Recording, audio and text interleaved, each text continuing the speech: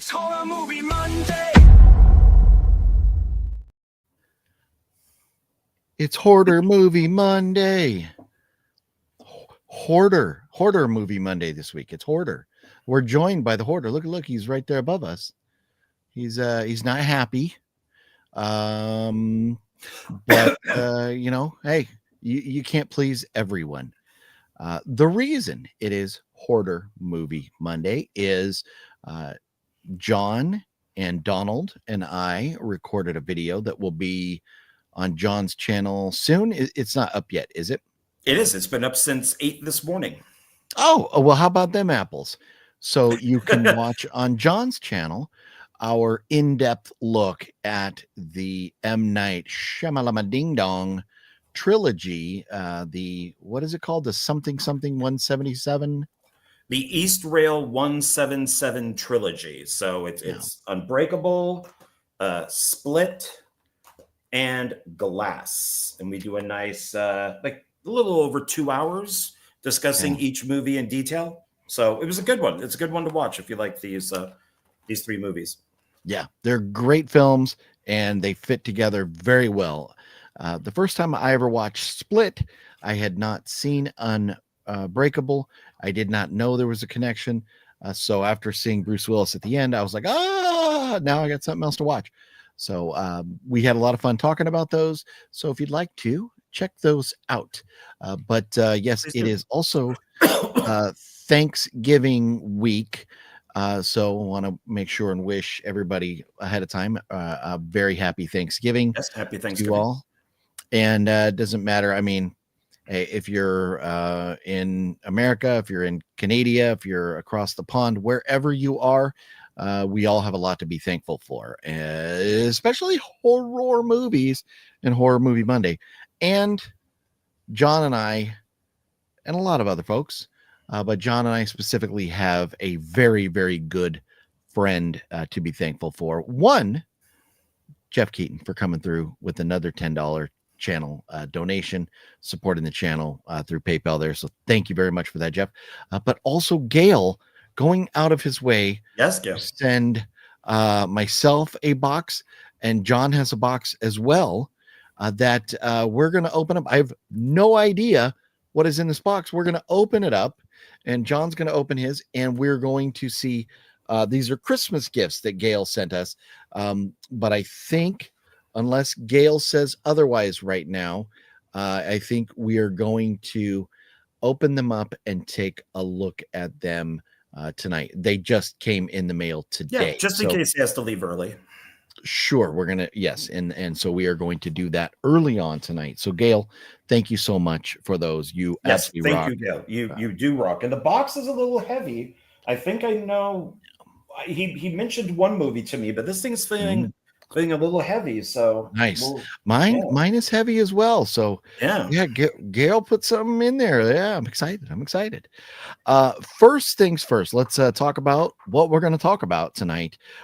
Number one, we do owe ourselves mentioning the loss of the great Udo Kier. I mean, hey, he was up there in his 80s. A Palm Springs resident, lived remotely close to me. But anyways, man, you think of how many different pictures this guy has been in. It's incredible. So a legend passing away. So John, you have thoughts? Oh, I absolutely love him. And I've been a fan since, God, in my 20s, and I'm 58 now, when I saw Dracula and Frankenstein in the theater, and realized that he played Dracula and Dr. Frankenstein, and have been a fan ever since, and watched many movies. And he was one of those actors that, because he played Dracula, you had him show up as Dracula or in horror movies. And I wish that he would have played Dr. Frankenstein again. But I absolutely love Udo. I think he is he's amazing. So it's very sad. And I figured he would hold a special place in your heart, being the big fan of the classic horrors that you are. So So a terrible loss for the film community and the world in general. That So we'll go through a few news stories, then we'll open up these packages from Gail, then we'll get to the rest of it.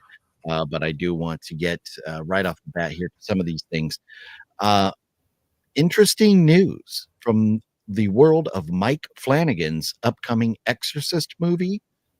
Scarlett Johansson has been cast. interesting. Yes, I like Scarlett Johansson and I like Mike Flanagan, and I want a good Exorcist movie. So that's exciting, is it not?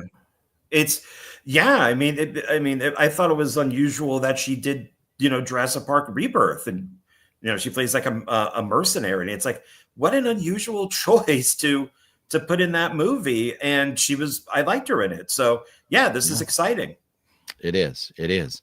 Weapons director Zach Kreger is excited about his prequel story. So they're chugging right along on trying to get the prequel about Aunt Gladys done. And I guess Zach Kreger is kind of excited about where they're going with things. So that's good news. I don't know how I feel about this. In fact, I think I don't like it at all. But the Sleepaway Camp remake script is done.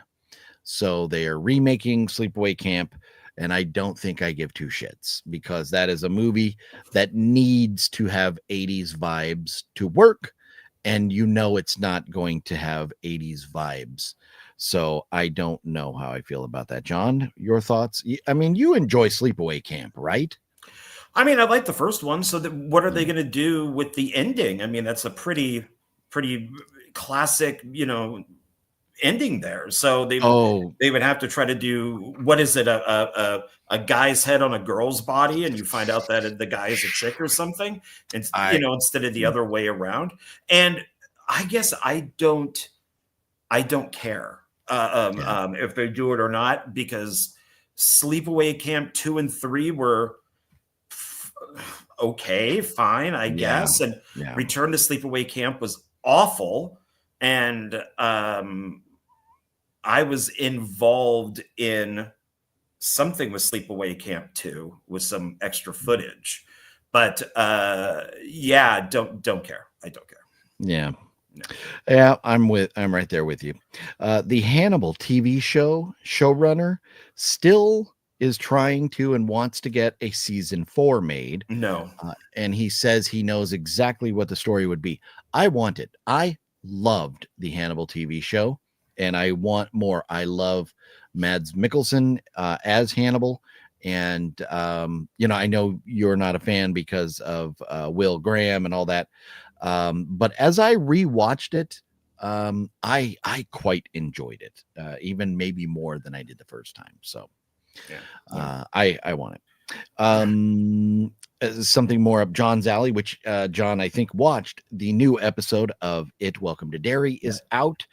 So hopefully you're following along with that. The show has been pretty darn entertaining so far. Thumbs up, thumbs down on the new episode, John? I'm not going to say a word, but I will say thumbs up. Okay, nice. Yeah, very cool. That's the only thing I'll say.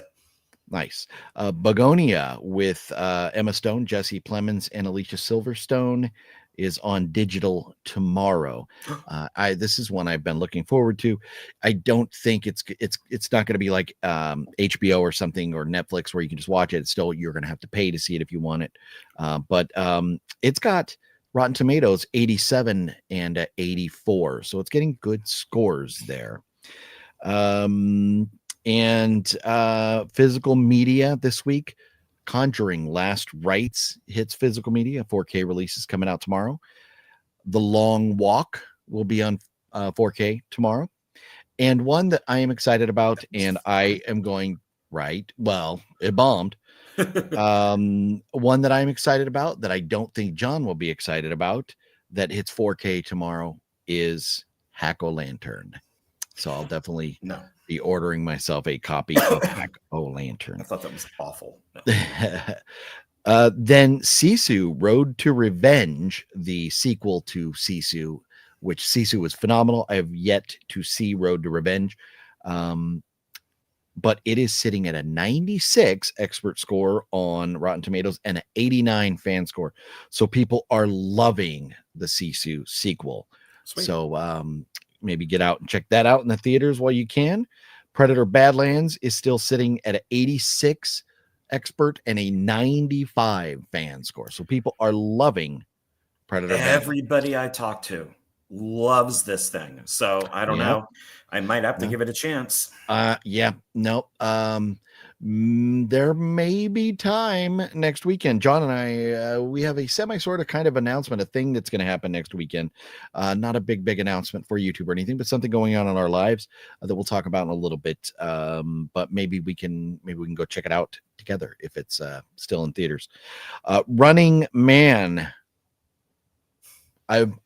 I'm hearing it's boring. I'm hearing we loved Running Man from the 80s because it had Arnold and it was like a typical Arnold movie, the one-liners and things like that.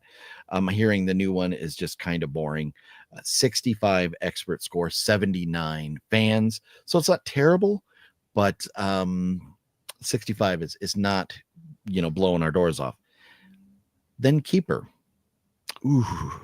51 experts, 40 from the fans. We are disappointed, but everything we learned about Keeper, why it exists, how it was made, these type of things, kind of, to me, at least, I have not lost my faith in Oz Perkins because of this movie, because of the situation around it. So I'm still looking forward to the next one. John, have you lost any faith in Oz Perkins because of this? No, I heard that one that we haven't seen, that I'm the prettiest girl in the room or whatever it is. I've heard that one's not very good either. I've heard that one's boring. So Keeper will be a second viewing. And I did watch a video from Amanda the Jedi. She did like a 30-minute video on it where she broke down the entire thing and explained everything that I think that we didn't get. And it's like, oh, okay.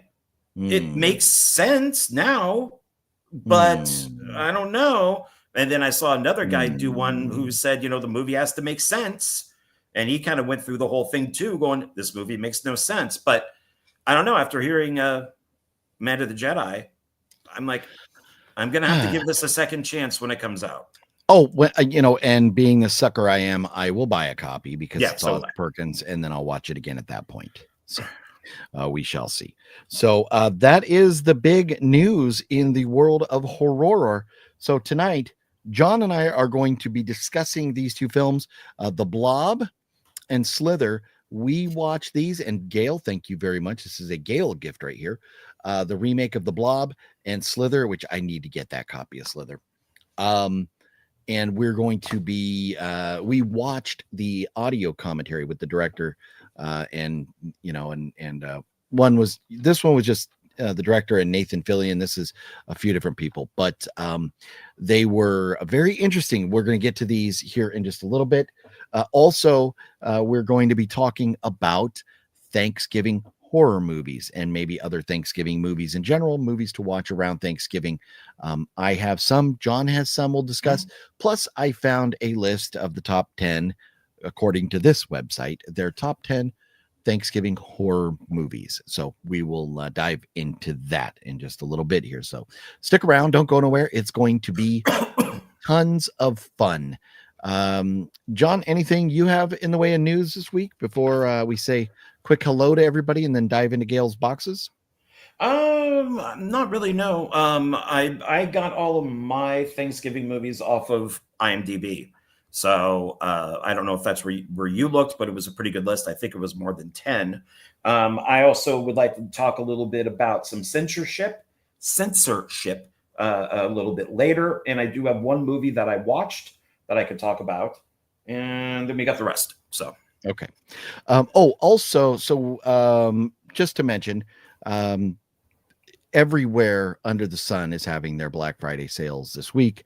Yeah. John and I were scouring the pages of Groove to look. I had forgotten about it. I wasn't thinking about it. I knew there was a sale coming up.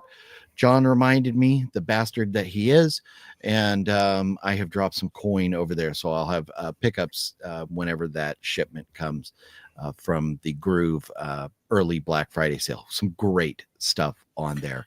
Yeah, like $10 for Blu-rays. I mean, they vary. You know, if it's 4K, it's more. If it's a collection, it's more. But I picked up 4 films, and I discovered it because of Superman. The new Superman film was going for $25, and then I saw that it was 10, and I'm like, yeah, is that right? And I get out of it, go back, it's still 10. Get out Black of it, go Friday. back, it's still 10. Get out. You know, did that like 5 times. Like, this must be legit. So I ordered it plus 3 others. So.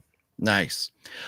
So we'll I don't know that we'll get into any of the sales or looking any of that stuff this week. Everybody and their mother is putting up Black Friday sales videos. So you can find those out there if you want, or you just go to your favorite website and look at their Black Friday sale. Anyways, maybe we'll see how it goes with how busy we are with everything else tonight. I'm not sure if we'll get there, but anyways, we do have some stuff coming from those sales. So let's say hello to everybody really quickly and then get into these boxes that Gail sent. Jeff Keaton, good evening to you. Good evening. And we'll jump back here a little bit. Jonathan's in the house. How you doing, Jonathan? Hey. Antonis, what's up? And hey. Gail, hope you like your Christmas gifts. I'm sure we will love them. Yes. Gail's been watching Black Friday with Bruce Campbell. Good Thanksgiving movie. Yes, that is a good one. Black Friday is fun. I like that movie. And I want to wish to all the great legends a happy Thanksgiving and happy Thanksgiving to you all as well. Deadpool says, who are we supposed to be dressed up as? A Happy Horror Movie Monday, John and OGP. Are you talking about our thumbnail there? There's nobody in particular. That's what AI. I wanted us to be villains, like we would be in cahoots with the Horde, and that's what it gave us. So there we are. Let's see. Metal Gear, what's cracking? How you doing? Masashi, what's up? It's you know what? It's never a bad time. It's vamp time. That's right. It's never a bad time for some vamp time. Never. And so let's see here. Who else we got to say hi to? Horror fan, wrestling fan. What's up? How you doing? Happy. Have a wonderful Thanksgiving in Scotland. Yes. Sweet. John, what is your opinion on The Ring? Says NG2115. I will make this short because we have to get to things. The American ones are okay. And the Asian ones, since there were many different of those, they're pretty good too. But so I like them. I like them all. Yeah. I really like Rings. I thought Rings was really good. The third one, American wise. Yeah. You know what? For me, I haven't watched all of the Ringu films, but I like The Ring. And I don't know. I might like The Ring better than Ringu, but I don't know. I have to get through the whole franchise and see. I have the box sets, so I just need to watch them. Let's see here. Yes, Udo was the best. Yes. Antona says, happy Thanksgiving, everyone. Make sure to remind her that there we go. Happy Thanksgiving, everyone. Metal Gear. We are just not going there, Antonis. I'm sorry. I wish you a happy Thanksgiving, but we're not going to do that.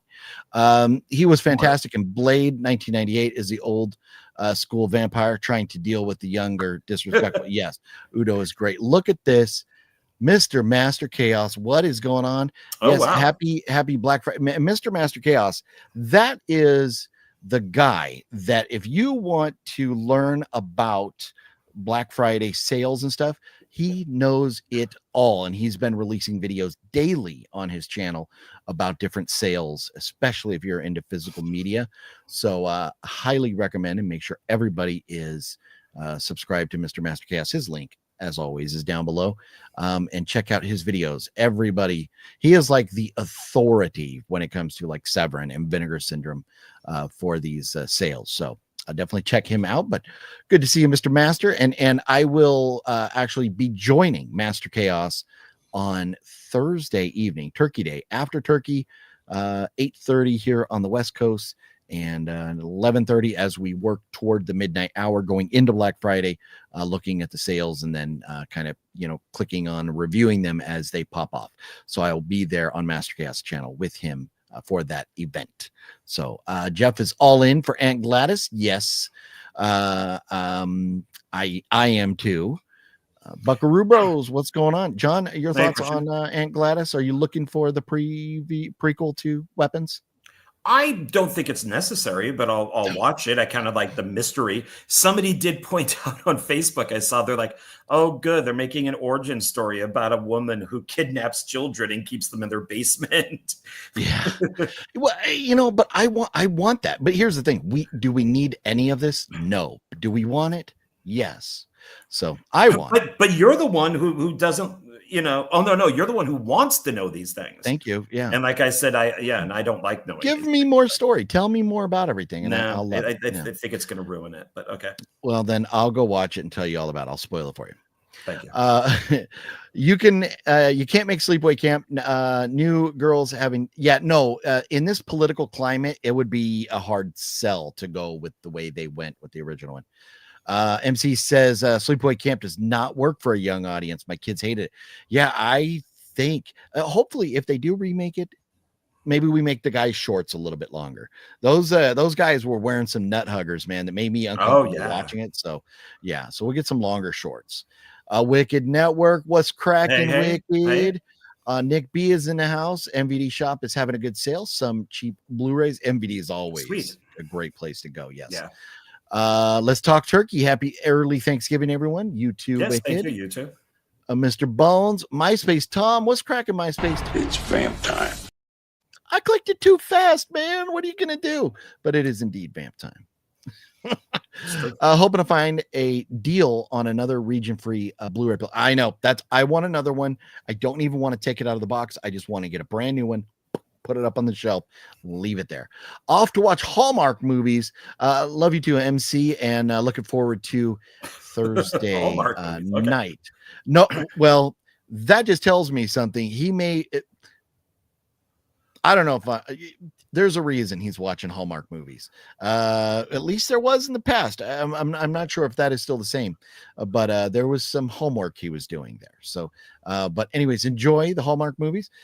My wife is all into her Christmas Hallmark movies right now. So they're plenty to be viewed. But let's see, Groove. I got Sinners and Companion 4Ks for $10 each. Yeah. Nice. Yeah. Nice. Lee Phillips, what's going on? How you doing? Hey. Man, gosh, Wales and Scotland. I mean, the whole UK, Ireland, that whole region of the planet. I need to get there. I need to get there soon. But thank you and happy Thanksgiving to you. Nick, what's cracking, Nick? OGB and John, do y'all like turkey or ham better? Oh, man. Hands down, by far, without a doubt, no question, it's turkey. John? Ham. Oh, well, it was nice hanging out with John here for the last 25 weeks or so. Or how can you go ham? Well, okay. Fluffy, I think, likes ham better. Reason is that if I'm going over to somebody's house, they normally have turkey. If with my family, it was turkey. They would put the day in. They would put the work to do all this. I'm a single guy with 2 cats. I'm not going to do that with a turkey. Yeah. So I just go buy a big ham, throw it in the oven for a while because it's already pre-cooked, and I'm good to go. So I like both. I could take both, but family turkey, solo ham. Can I ask you, do your cats prefer ham or turkey? Boris is not a person food eater, but Natasha is. So she will take anything that is meat. Okay. So my cats and dogs love turkey. So I always have to share a little bit with them. Oh yeah. Let's see here. Get here. Gonzo, what's cracking? What's up, y'all? Recently found a new love, Texas Chainsaw Massacre 2. That is a good movie to love. That is a classic. We do love that movie right there. So anyways, it is wonderful to see all of you hanging out with us tonight. And on John's channel, the reason for Hoarder Movie Monday, we have the video there that you can watch about our reviewing that trilogy. You can catch me on Master Chaos's channel Thursday night at 8:30 as we will be discussing the sales popping off. So anyways, without further ado, before we get into anything else, John, shall we dive into these boxes from Gail? Yes. Gail, are you still here with us? Gail was commenting. I don't know if the way he was commenting meant that he needed to go, catch some sleep or wasn't feeling well or anything. Hopefully Gail's doing well. And it sounded like Gail had a nice birthday. They went, Gail is still here. Wonderful. I think Gail said they went to Texas Roadhouse for his birthday. Love Texas Roadhouse. So that's great. Never Seen Glass. Jeff, it is good. If you see, especially if you've seen the first two, highly recommend Glass. Yeah. It is good. So I rate, you have to watch John's channel to see what I rate. Yeah, we give ratings. So here we go. I am opening the bottom of this box because the address and label and everything is on the top, but it is unopened, and I'm going to carefully cut the tape now here and get in. I don't want to make sure I don't go too deep. There might be something living in there. I know, like a chicken or a cat. Ooh, meow. All right. I want to go deeper and deeper. If I go too deep, if I go deeper and deeper, I won't be able to fix what I damage. There you go. So here it is. Look at this bubble wrap. John, is your box open? Did you open your box yet? I opened the top, but I did not look inside. Okay. Mine has. Well, make sure you're showing addresses right now. Paper. You're showing addresses on the label. Well, just in case anybody wants to send me something. Okay. So it's just paper. So, yeah. Well, no, but you're also sharing Gail's address, so you don't want to do that. Oh, good point. So let's. So, but I wouldn't share yours either. I will tell you all about why afterwards. So there we go. Okay. All right. Now, so here we go. So there it is. So I'm going to see if we can. Okay. Looks like Gail has the bubble wrap wrapped around. So I'm gonna slide one out and do it like that. And then so since I'm already ready here, John, I will go with first here. Sure. And then you pull one second. So let me just set this down right here. And the first movie I've pulled out of there is, look at this. The Birth of Red Sox Nation, the complete story of baseball's greatest fans, volume 1 and 2. Rooters, look at that. I do love me some Red Sox, and The Birth of Red Sox Nation. And this is a brand new factory sealed DVD right here. Yes. Gail, thank you very much. This is this type of thing means a lot because it is something that you obviously know that I am a very big fan of, and you went that route to get me something that you knew I would love. So thank you very much, Gail. That is awesome. John? Okay, so let's see. Well, first, thank you, Gail. I really appreciate this. It was unexpected. I will be getting copies in of Xmas 1 and 2 on VHS, and I will be sending you a copy. They just have to make them, send them to me and stuff. So it might be a little, but I will be sending you a copy for free. So nice. Thank you. Oh, Gail loves the Red Sox too. Nice. Very cool. Yeah, love me some Red Sox. That's awesome. Okay, Gail. So let's try to do what you did. So I'm going to open this. I'm not going to look in. Okay, feel one that's in like a plastic bag. Okay. So let's see. Oh, okay. This was on my list. So Godzilla X-Con, the new Empire. This is the brand new one. And it's got its, let me put this up here for a second. It's got its slipcover, which is very nice. Brand new. Nice. So really nice. Thank you, Gail. This is awesome. Very cool. Yeah. So now I'm complete until they release the new one. So there you go. Not -1, it's -0 or whatever it's going to be called, or 0. Well, that's the actual Asian one. These are the American ones. So, okay. Yeah. Well, very cool, man. So Love and so these were Gail said Gail sent these were Christmas gifts, but we're opening them early. John and I, there's little chance with our OCD that we could let these packages sit here till Christmas. That's true. So early Christmas for us, thanks to Santa Gail. Yes. Santa Gail. So here we go. We're looking at this. Set this down here. And this is, oh, would you look at that? All Hallows Eve 2. Oh, sweet. And that's funny because I have, wherever he is, I don't think I gave that poster away, did I? I have the poster. I didn't give that to you, did I? John, I don't think I did. No, the one that I won is the Terrifier one with the original art that he signed. So I said, if you ever got rid of that, let me know and I'd buy it off you.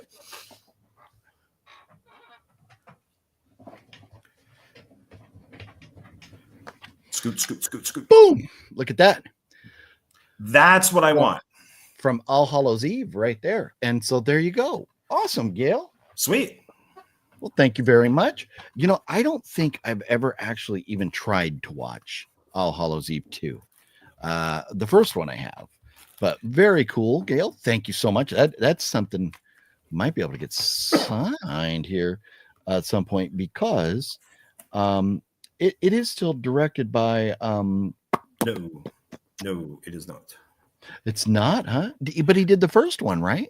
Yeah, and then the second one are different people, different stories and stuff. I watched them. They're not bad. They're pretty good. Okay. I thought Damien Leone was still involved. No, I think he produced it. Like his name is producer. So yeah. Oh, yeah. So okay. Very cool though. Okay. Nice. So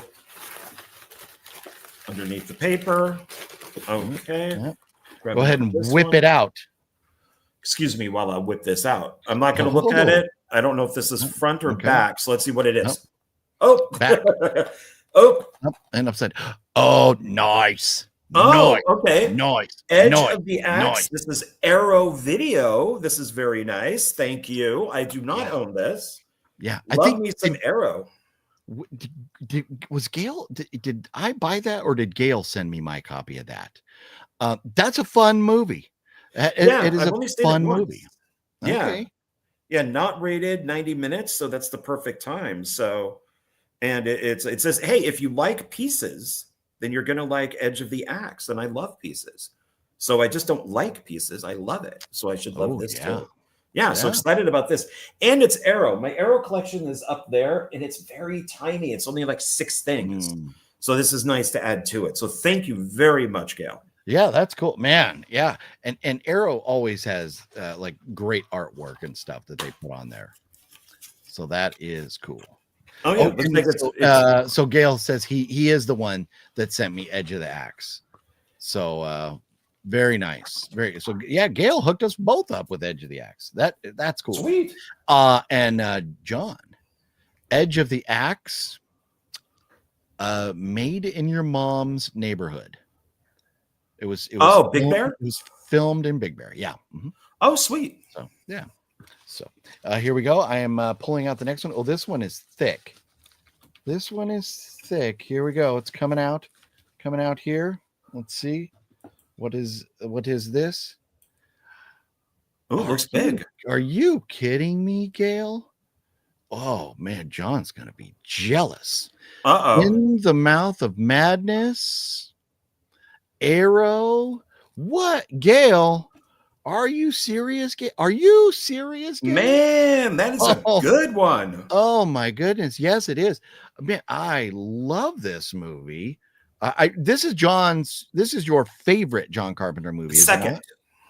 Okay. Yeah, The Thing is my first, but that is my second. Okay. Yes. Yeah. I love Madness. Oh man. Gail. Oh, I'm blown away. I am blown away. How noise. Noise. Noise. Wow. That's a quadruple noiser right there. Yeah. Man. Oh, that is so cool. Gail, thank you so. Oh my gosh. Yeah, that is awesome. I'm blown away. Oh my goodness. All right, John. Okay. Yeah, I felt one more in here, so let's see. Oh, okay. Okay, gonna do the same thing. And loves ready? thing as well. Okay. Ready. Oh, did the same thing. Oh, cool. That's a good one, though. I recognize it. Yeah. Scared Stiff. John, have you ever seen that? I saw this when it came out on VHS, and I don't remember a thing from it. Okay. So everybody's homework next week, because I'm pretty sure I have that, will be to watch Scared Stiff, and we'll review that next week. Oh, okay. All right. Yeah. Thank you. This is awesome. I'm 90% that I own Scared Stiff. I'm just going to check real quick. Yeah, and it's got the double. Is this the original poster that I remember? It's a different poster, but it's not the one that I remember. Well, yeah, I think I saw it on VHS, so yeah, it would have a different cover. So scanners. Yeah, this is awesome. Thank you, guys. These are 2 movies I do not own. Well, 3 movies I don't own. So you do now. And Gail says, yes, I have it. Gail knows my movie collection better than I do. So there it is. There's homework for next week. We will definitely be watching Scared Stiff. We'll pick up, we'll figure out another one to watch.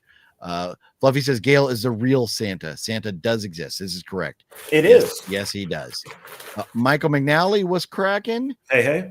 Metal Gear says, I have to watch Carpenter's In the Mouth of Madness. Oh, yes, you do. Will not disappoint you. It is so good. No. I think I've seen Scared Stiff when it came out on VHS. Oh, Me too. Yeah. Way back in the day. And Mr. Bones was saying, John, I have that. Actually, I won it from Skyla a while back. The Edge of the Axe. Yeah, Edge of the Axe. Yeah. Very nice. Very cool. So all right, here we go. I think there was, let me see here. I think there's something else in here. Yes. I have 2 more items. I have 2 more in here. Oh, look at this. The legend Robert C. I have a funny story about Robert C. I'll make this quick. So last time I was in Texas, I thought I was messaging Robert C. to go like, hey, let's hang out. I was messaging Shadow Man. I thought it was Robert C. But Shadow Man changed his name and his little icon, and it just said C. So I thought I thought it was Robert C. And so I was messaging Shadow Man thinking I was messaging Robert C. And that's why I was like, why have not heard from Robert while I'm out here? And man, I just realized that yesterday. I had no clue until yesterday, and I feel like such a dumbass. My sincere apologies go out to Robert and Shadow Man for that confusion.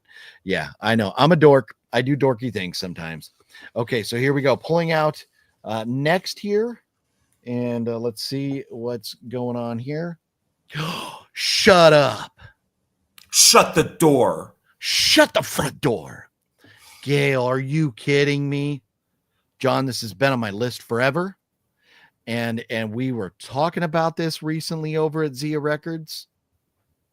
Lover's Lane. Oh, directed by John Ward. Yes, that is awesome. Right. And it's Anna Faris' first film, too. She's very hot. Oh, man. That is a good one. Good choice there, Gail. Oh, man. Oh, how about this? Speaking of Anna Faris, a little later on tonight, I have pulled together celebrity birthdays. Guess how old Anna Faris turns this week? 38. 49. No way. Can you believe that? Yeah, Anna Faris is going to be 49 years old. I could date her, and it wouldn't be like dating my daughter. Oh, man. So, Gail, I cannot believe this. Gail, I'm blown away, man. I don't even know. I'm at a loss for words to express how grateful. Yeah, that is really awesome. To Gail for, and he was just talking about that too. Yeah. Oh man, this has been on the list forever. It has. Oh, Gail, thank you so much. Oh my goodness. John, is there anything in your box still? I know I got 3, and I really appreciate the 3. I'm done. Okay. Yes. Okay, I have one more. I'm very curious. And here we go. Liv is in the house. What's up, Liv? How you doing? Hey. Here we go. It is. Oh, that's a Roger Corman one. That is a remake of Forbidden World, I believe. It's a good one. Have it. Yeah, I like that one. Okay. Yeah. Nice. Yeah, so it's very like cool. Alien type of thing. Nice. Oh yeah, it looks kind of like sci-fi. Yeah, it's a good one. Alienish. Nice. Oh, and it's got Bryan Cranston in it. Oh yeah, I think he plays an android or something. Yeah, it's like one of his first movies. Oh man, Mark Singer, Judith Chapman. Oh man, this is so cool. Gail, I have some. This is how big of a turd I am. Gail sends me all these movies, and he loves the reviews when I do the reviews on the movies. I haven't done reviews in so long. I've got to start doing reviews again. And what I had done, because I have my other channel and I was going to put the reviews up there. At this point, I'm kind of like, I don't even care about the algorithms anymore. Maybe I'll just start putting movie reviews up here of these, because I have so much to watch now. I cannot believe this, Gail. I am humbled. I am absolutely humbled. You are the man. What a haul here. Yes. Yes. No, Gail, sincerely, thank you so much. I love you, brother. You are way too kind. And man, I will never be able to repay you for your generosity that you've shown, as long as I've known you. So man, absolutely humbled. Thank you again. So a quick recap of these. Dead Space. Oh my goodness. Lover's Lane. Are you kidding me? In the Mouth of Madness. What? Oh my goodness. All Hallows Eve 2. And this Red Sox. And I love this, the birth of Red Sox Nation. So, I mean, it shows like new fans, and it shows fans from like 100 years ago. So I'm not a fan of sports movies. Sports documentaries are a different animal. I love the history of sports, and that's one of the best things about baseball, specifically the Red Sox, is the history of it all. So I am so excited to check all those out. So thank you so much for that. And John, again, yes, Edge of the Axe. Oh my goodness, Scared Stiff and Godzilla X Kong. What? See, Liv says yes. F the algorithm, OGP. Do the reviews on this channel, right? That's what I'm saying. I should just get back to him. And like what I used to do, watch a movie, just record like a 10-minute review, pop it up there. And Gail sent me so much stuff that, and I have a hard time even remembering what all he sent. So these, I think I'm going to just keep a Gail pile for right now and just watch them. They'll get put on the shelf after I watch them. So, man, Gail, thank you. Yes, thank you very oh my much. Goodness. Yes. So anyways, everybody, we'll give a big old Texas round of applause to our main man, Gail. Yes, Gail hooked us up.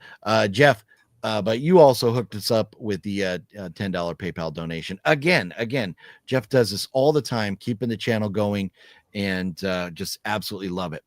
And it's things like that, like the support for the channel that allow us to go to conventions or do different things, go spend some money at Zia, or help pay for gas for Vegas trips and different things. And one of the fun things that John and I are going to be doing this upcoming weekend is John and I are getting back into gear, and we are going to be, and let's not give away all the details on this yet, John, but we are going to be shooting a short film this weekend for an anthology. So John and I are getting back into lights, camera, action, and getting rolling with we're going to have some very talented and amazing actors involved and stuff. So I can't wait. I cannot wait to get it done. And this short film will be part of an anthology that I don't know how much John wants to talk about what's going on or where the anthology is going to go or anything, but it's going to be part of an anthology that John is producing. So do you want to spill the beans a little bit on the anthology, what it's about and stuff? Well, hopefully everybody who's part of it still wants to be part of it, since I started this about 2 years ago. I put out a thing on Facebook just saying, hey, I'm putting together a cosmic horror anthology. You can make a new film or send me an old movie. It just has to be Lovecraftian or cosmic horror, or just bizarre is fine. And I got enough shorts to make 2 anthology films, part 1 or part 2, or volume 1, volume 2. And so I'm sticking them together. We do need to film the host stuff. So kind of a Lovecraftian host will be in there. I still need to make one more short. So working on OGP's short has influenced me to do my short, which is Skull Evil 2. And I've already got 1 or 2 people saying that they'll help with that. So because I need some effects done. So nice. So it should be good. Hopefully, everybody is still on board, and I can get these released. Technically, they do have distribution, but I'll also be looking at other places too. Nice. So anyways, yeah, we are excited. No matter where they come out or whatever happens with them, we are getting the ball rolling again to make these things happen. So, things like, the channel support and stuff that I get definitely helps allow for things like that to happen too. So just want to, thank everybody whoever has supported the channel, especially, yes, thank you. Jeff and there's so many of you guys that have always been, very, very supportive, and Antonis and Balzer and, and Robert C. and of course Gail and so many people. And I will never be able to remember them all. I don't have the banner going, which has almost everybody's names on there, because it blocks out the Happy Thanksgiving that I wanted to wish everybody today. So we'll get that banner back up there next week. But anyways, I am truly grateful for everything that you guys have all done. Yes. Let's see here. I want to get back. There was some comments that we Killer Care Bear jumped in a few minutes ago. Killer Care Bear says enjoying the stream. Well, thank you very much, Killer Care Bear. Let's see here. What else were we at? That cover is Arrow exclusive, and it's not a print already, and it's not a print. Oh, is it out of print already? Is that what you're saying? Is it out of print? Not sure what you're meaning there, Gail. I apologize. I'm sorry. Wicked Network. Thinking Gail because Gail sent it. That's right. Fluffy says a Christmas miracle. It is indeed. I'm a year older than Anna Faris. I could date her and not be frowned upon. Yeah, Metal Gear. You and John is alike. You could. Yeah, so you could date a younger woman. You just got to get her phone number first. Good luck with that. And Jeff needs to watch Lover's Lane. Yeah, me too. You don't own Lover's Lane, do you, John? I do, but it's not that one. It's the regular DVD that came out. I don't think there's any special features or anything. It just says Anna Faris's first film. Well, maybe we'll do like a double review on that one coming up soon too, or something. Because I'm sure the film is probably the same, but I would think so. Yeah. What a great early Xmas gifts from Saint Gail. Yes, there you go. Yes. Saint Gail. There it is. Gail has been sainted. And Gail hooked us up. Yes, he did. Maybe make a movie review short instead of a video. Yeah, maybe. I don't know. Maybe. I don't know. So what is I read that. What is the difference between the two? A short is a YouTube short is like can be up to, I don't know, 2 or 3 minutes long or something. And shorts, for whatever reason, get a lot more views. They get clicked on. So I'd have to look into because I don't even know how to really. I know, but like I don't know. But maybe. Liv says we got a good community. We do. We have an really do. Yeah. Yes. So much love around this area, and hanging out with us and stuff. So yeah, we love you all. I support the channel because I appreciate the sincere enthusiasm for movies. Always great to watch, you guys. Well, and I appreciate that. Well, thank you. Jeff. And it's always That good to is, have you here. that is awesome. Yeah. I know. And that's, for me, I try to be as sincere as possible, whatever I'm talking about. I never, my main thing with everybody, and you probably heard me say this before, I am not an expert. I don't proclaim to be an expert on film. I am a fan, and we're all here hanging out, talking movies together. And it's just my ugly face that you all get to look at. So there you go. And John's too. And John's too. Yes. That's John's beautiful face. That's right. Yes. As he gloats. So John, on the image behind us, are you above you, or are you? Yeah, I'm above me and you're above you. Okay, good. Okay. But yeah. Do I still need to point at you that way? That way, yes. That's so weird. I don't understand that. Okay. I'm so confused. This whole thing confuses me. Let's see here. That's right. Can't wait to check out the anthology. Yeah. Thank you. Yeah, it's got some good shorts in there. Yeah. Yeah, you can post a short up to 3 minutes. Okay. Yeah, and that's where I don't know if I could get everything out because I'm long-winded. I don't know if I could get it all out in 3 minutes. And do you have to do shorts like up and down instead of side to side or something? So I don't know. I struggle with the up and downs, but I should try it because people do watch those. Shorts show up in the shorts section and are up and down style. Okay. People seem to watch those more than vids because they're short and quick. I think that's it, because they are short. People that's what I can watch a 3-minute video. Yeah, there's a guy who I do watch, and his normal stream like this, with people in the chat and all that, are hour and a half, 2 hours, and then he divides them up into a minute 30, 2 minutes. And that's what I normally watch. Like if I'm at work or something, I'll be like, oh, let's check this out because it's only 2 minutes, and then I go back to work. Yeah. I know. I need to get on board. I am an old man, and the older I get, the more stuck in my ways. Dumb cloud, you stupid cloud. Yeah. Liv says, I don't love shorts, but I think YouTube promotes them more because it's a newer feature and people's attention spans are shorter. You are, I believe you to be 100% correct, Liv. No, we are living in the TikTok generation, and people want those, quick little fixes. Fluffy says his shorts are always 1,000 to 2,000 views. Nice. Change is hard. I'm only 36. Change is hard. Yeah. Man, you're Liv. I would never in a million years have guessed you were in your 30s. Wow. But I'll just tell you, you look great for 36, Liv. Shorts are fine, but I do enjoy the depth videos like John posts. Yeah, okay. It is fun. And I do have fun sitting there with John when we really dive into movies and stuff. So maybe we'll do some of both. Maybe we'll do more reviews on John's channel, and then maybe I'll try and do shorts over here or something like that.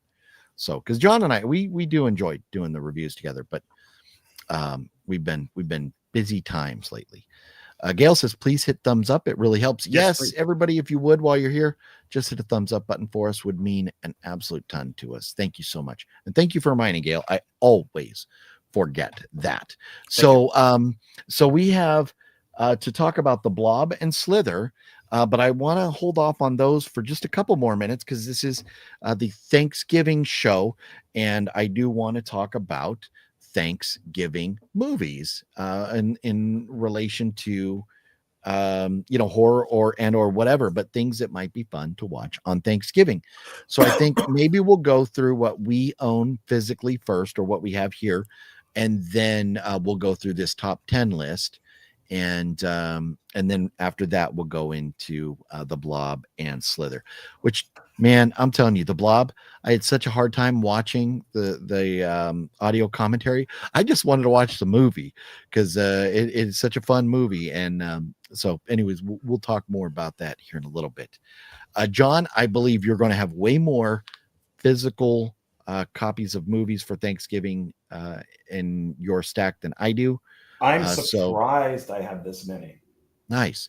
Well, you want to dive into, you want to go first? You go one, I'll go one. How many do you have? 2. 3, 4, 5, 6, 7, I have 8. Okay.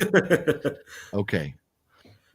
So you go first. What is the first movie you got in your stack for Thanksgiving? So I went off of IMDb and they had like 30 movies or something, but I guess the person who posted it also did like a little comment thing below some of them. So I went with those even if it was something small. So this is Grindhouse double feature. This is Stephanie Beaton, and there is 2 films on here, and according to IMDb, the part 2, Tales from the Grave 2, has a Thanksgiving short, because I guess there's holidays on here. It looks like Love Bites, so that'd be a vampire.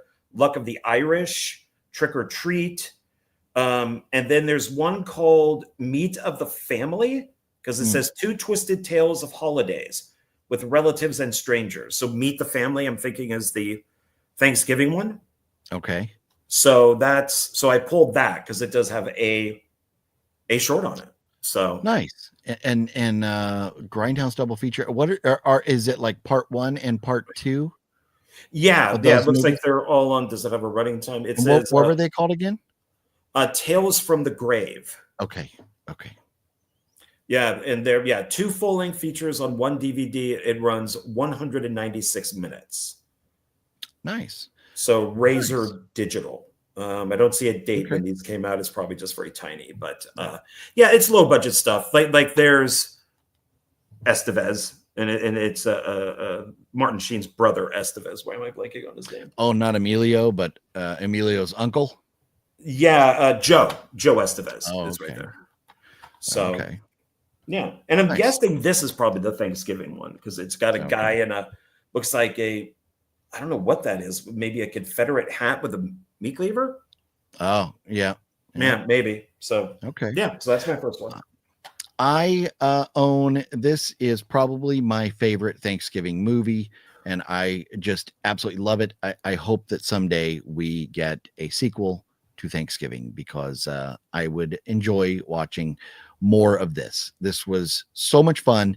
And I mean, it's kind of, it's like, Thanksgiving, Black Friday, kind of thing tied together. But anyways, if you haven't seen Thanksgiving with, oh man, of course the names have to be so small. Small. Patrick Dempsey and more. I forget who else is in it, but I just remember Patrick Dempsey, but by Eli Roth. This is a phenomenal movie. So that is one that I have to show of 2. John, what do you got next? Well, it's funny because the next one here has the trailer for Thanksgiving. Oh, okay. Yeah, before, because it was like a short trailer thing that Eli Roth did a long time before he ever made the film out of it. Yeah, like Machete is one of the trailers on here too. So, and Rob Zombie just put up on Facebook, if you follow him on Facebook, Udo Kerr is in his She-Wolves of the SS trailer. And he put up behind the scenes. I think it's like 5 minutes. So he said in honor of no idea what you're talking about. The trailer for Rob Zombie's something of the SS? She-Wolves of the SS, which is a trailer in this. Oh, it's on that. Yeah, it's a trailer on this. Okay. That's where I got lost. Okay. Yeah. And he put up in honor of Udo behind the scenes. Nice. So okay, people cool. are interested in it, since we talked about Udo Kerr. But yeah, sure. I prefer the trailer to Thanksgiving than the actual film. So boo, boo, boo. But I believe they have made the sequel. I think it's done. Then this is probably the worst box set collection of movies I own. And that is Thanksgiving. I'm going to do this at the same time as you. These movies suck. The first one is you can get through it. The second one is unbearable, which the second one's the third one. And they said part 2 doesn't exist because I don't know, some. It's a gimmick. Yeah. We apologize for any inconvenience, but Thanksgiving 2 will not appear in this box set. Unfortunately, every last copy was destroyed except for one. We hope you enjoy Thanksgiving and Thanksgiving 3. It is just a gimmick, but these I don't recommend. I must have got on sale dirt cheap somewhere, or somebody gave it to me or something, but these are terrible. The best thing about these is the artwork, where it says like "gobble gobble motherfucker," and then on here it goes, warning, boobs in the first second. They're not lying. Do not watch this with little kids, because you go black screen, boobs.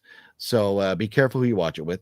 It's starring Turkey, and it says the ultimate low budget experience, a killer turkey comedy horror flick. Yeah, it's not very good. So I wouldn't go out and spend your money on it, but if you find it for dirt cheap, the artwork is worth a laugh, and a conversation piece maybe. So. I didn't mind this as much. As it's not good, and it's just a foul-mouthed turkey. So he's Freddy or Leprechaun or whatever you want to be. It's not hideous. At least I didn't think it was, but it's one that I don't see myself really watching again. This I've never seen, because I've heard it's really horrible, and it's not Muppets. Even the same. Yeah. It's like in space, and there's Muppets, and yeah. No, I have no interest in it. I just keep it because it's part of a box set. So. Yeah, it's totally different, and it's so bad. It really is. Gail says Thanksgiving is a great movie, and Liv says Thanksgiving was fun. Never seen Thanksgiving. OGP, you have Black Friday. Do I own Black Friday? I didn't think I owned Black Friday. Do I own Black Friday? I love Black Friday. It's a fun movie, but I looked on the shelf for it, and I didn't see it over there. Did I just miss it? Let's see. Which Gail would know. If Gail's telling me I got it, then I'm sure I got it. Black Christmas. I do own Black Friday. John, show what you got next, and I'll grab Black Friday. Where did I put the other ones? Oh, here they are. According to that list, Wes Craven's Deadly Friend is a Thanksgiving movie. I haven't seen it in years, but I guess at some point they have Thanksgiving in it. So that's funny. Yeah. So why not? That's funny. So, well, and then here it is. So I have 3 to show now. Black Friday. This is a very fun movie. And this is one of my more favorite Bruce Campbell movies. But Michael Jai White and Devon Sawa. I mean, it's a fun cast, and just a wild movie. So love the ending. Yeah. You're right. So crazy. It kind of reminds me, and we've just been talking about it recently, the movie that takes place all at the grocery store, where they're all stuck inside the grocery store, and there's a killer. Oh, Intruder?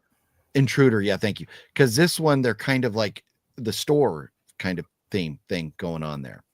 But this is a great movie, Black Friday. And thank you for reminding me, Gail. Maybe I need to set this aside and rewatch this too. So Black Friday. There you go. Yay me! Yay me! Yay you! What do you got next? Well, I'm going to do this as a double feature. This way we can cut down on stuff. I know the person who made these. I've interviewed him at least about one of these. You know some of the people that have worked on this too. And that would be Amityville Thanksgiving and Amityville Turkey Day, which is its sequel. Who, what, why do those exist? So this is, it's from SRS Cinema, and it's Will Colazel, who did, I remember you mentioning and all that. And the Five Nights. Julianne Prescott's in them. Yes. And so it looks like he shot, edited, and directed the first one. And then the second one is written and directed by Will and Julie. I think she probably also wrote it. But yeah, so it's, this is also kind of like Thanksgiving. It's the wisecracking turkey. Oh, okay. So I always found it funny because wouldn't Amityville Thanksgiving and Amityville Turkey Day be the same title? Isn't Thanksgiving and Turkey Day the same thing? Essentially, yeah. I mean, if somebody says, "What are you doing on Turkey Day?" you would assume they're talking about Thanksgiving. Yeah. Yeah, it's like what are you doing on the 4th of July versus what are you doing on Independence Day? Yeah. So, well, sorry, I don't think the titles work, but I do like Turkey Day or Turkey Day better. I like that title better. So yeah, and it's got a better picture too. Yeah. Yes, it does. I agree. Yeah, I can tell you with a certainty I do not own either of those. So I will not go look. I do. House of GFam says Thanksgiving 1 is kind of funny. Remember the turkey killing that girl in the beginning? Oh yeah, nice tits, bitch. Yeah, no, I mean there's some funny moments, but all in all, it's pretty rough. Liv says, I mean, the boobs don't even save it. Yeah, yeah. Yeah. They're rough movies. They are rough movies. You bought that Thanksgiving box set or Thanksgiving box set at at Zia Records. Is that what you're saying? Zia Records in Vegas? Okay. Yeah. That I don't remember. Too many movies to keep track. I will believe you, Fluff. Tomorrow, Conjuring Last Rites comes out. Yes, we mentioned that earlier. That is one that will definitely be added to my collection. Fluffy says you should have Black Friday on Blu-ray. I gave it to you. Okay, so that's where it came from. Very nice. Well, thank you, Fluff. Saw Deadly Friend in the theater. So did I. Oh, are we going back to Deadly Friend? Is that one that you just pulled out, John? Yeah, that's the Wes Craven movie. That's okay. On the list. So somewhere in the movie they celebrate Thanksgiving. I really wish that they would release an uncut version of that. So yeah. Liv says love Bruce Campbell. Black Friday is a fun one too. Yes. Agree on both accounts. I've got to watch Black Friday. I forgot about that one. It's fun, Jeff. Let's see here. John Ward steps up to the plate. Yes, there you go. 2 more comments, and then John will show us his next. The Cinestalk. Hey, Cinestalker. What up, Mr. Stalker? How's the stalking going tonight, Mr. Live Stream Stalker? Cinestreamer. That's what you got to change it to Cinestreamer now because he's been live streaming a lot. Me too. I'll add it to my collection. Well, there you go. All right. So here you go, John. What else do you have that we should watch for? Only have 2. Okay. This says Boogeyman, the remake, is Thanksgiving. Really? Yeah. This is a collection of 5 films. So it's Boogeyman remake, and then Boogeyman 2, 3, and then The Boogeyman from 1980 and Return of the Boogeyman. But yeah, it says Boogeyman is Thanksgiving. So maybe he comes home for the Thanksgiving weekend or something. It does not say here in the description. So I have The Boogeyman from like 1980 or whatever. So that's not it. I have That Boogeyman. That's it. And then I have That Boogeyman 2. That's the sequel to the remake, yeah. And then I have Boogeyman 3. That's the sequel to Boogeyman 2. And I have How About Them Apples? There you go. My favorite out of all of these is The Boogeyman from 1980. It scared the shit out of me as a kid because I saw it in the theater a couple times. Yes. The Return of Boogeyman is awful. Return of Boogeyman 2 is I'm sorry, just Boogeyman 2.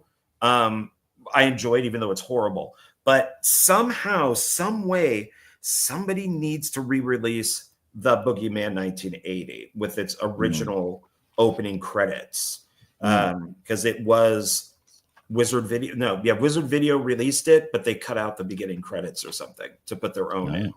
So it's very sad that I heard the deal was for them to make Boogeyman, they had to buy The Boogeyman so they could get the rights to Boogeyman. I didn't know that you could own the rights to Boogeyman, but yeah, so they're okay. They're all right. So when this says the original 1980 version, Do you think that doesn't have certain footage? It doesn't have the beginning credits. Oh, even though it's the original? Those liars, the movie cheaters. itself is fine, but the opening of it is like the same guy, Jerry Gross. So it says Jerry Gross, like Productions, and that's been removed, and some of this. So it's just the credits. Okay. But I would like to see that back in there because that's how I remember it as a kid. But The Boogeyman 1980 is quite good. It's a good. And then how about movie. this? Return of the Boogeyman is also on this. Yes, that is not great. I'm Boogeyman 2, which is done by the same guy who did the 1980 version. Basically, just took a whole. He pulled a Dustin Ferguson. He took a whole bunch of footage and just put it into the sequel, and then we got new footage. But it's still kind of fun. So. Look at this. Cinesoccer has the VHS, still the big box one. Wow. Yeah. So there you go. So he has it. Nice. That's who cut it. That's who cut the footage or the credits. Wow. OG Boogeyman is fun. Nice. Okay. All right. So you have one more to share with us, John? Yes. And this is one, I don't know, maybe you can appreciate it. I do. I like it. We know that Tom Devlin worked on it. So, and that would be Poultrygeist. Oh, yes. Night of the Chicken Dead, directed by Lloyd Kaufman. Yeah. So I think we did for Voyage to the Bottom of the Barrel a couple of years ago. We did, I think, a Thanksgiving theme or something, and we watched Poultrygeist. Not my favorite movie, but it was definitely better than Thanksgiving. Oh, yeah, definitely. Well, and I figure a lot with the Trauma stuff, if it comes with like a deluxe copy, like Terra Firma, I'm going to get the biggest one I could find. So this is Egg exclusive 3-disc collector's edition. So it's got its slip jacket, and you got that, and then you open it up, and it's got all that. Nice. And its back looks like that. So... yeah, it's a good edition of the film. I've only seen it once, so maybe I'll rewatch it on Thanksgiving. Who knows? Okay. But yeah, I'm not, and that's Trauma, right? Yeah. I struggle watching Trauma movies for the most part, so that's why I don't own many Traumas. But it is very cool knowing and seeing at Tom Devlin's Monster Museum, seeing some of the screen used props there. Yeah. So, and Jeff, I'm in agreement with Jeff. Poultrygeist is rough. Yeah, it's a rough one to get through. So how about that? Shall we take a look at the list of 10 movies according to this website? Let me pull this up here. We can do it that way. Okay. So what am I looking at? There we go.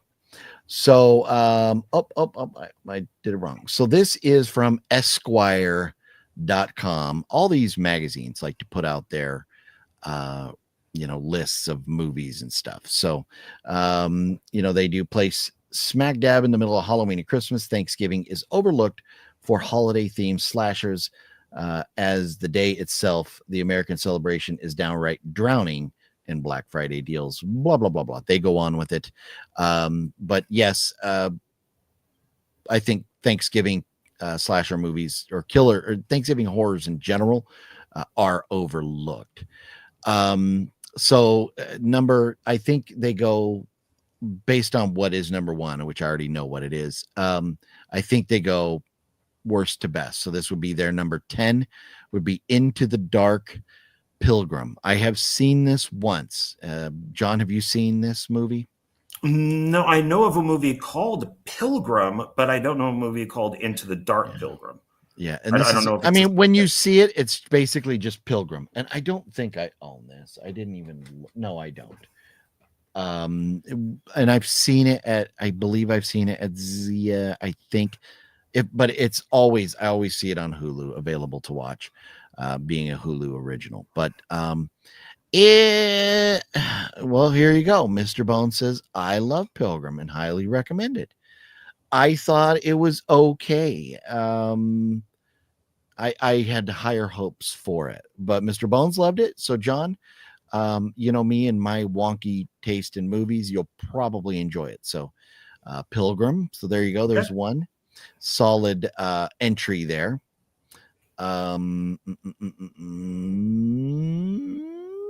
Number 2, Intensity from 1997. I look The Overlooked Motel, not the Overlook Hotel, but the Overlooked Motel. A nerve-shredding Dean Koontz thriller, Lost to Time. I don't think I've ever seen Intensity. Have you seen that, John? Yes, it's a TV movie.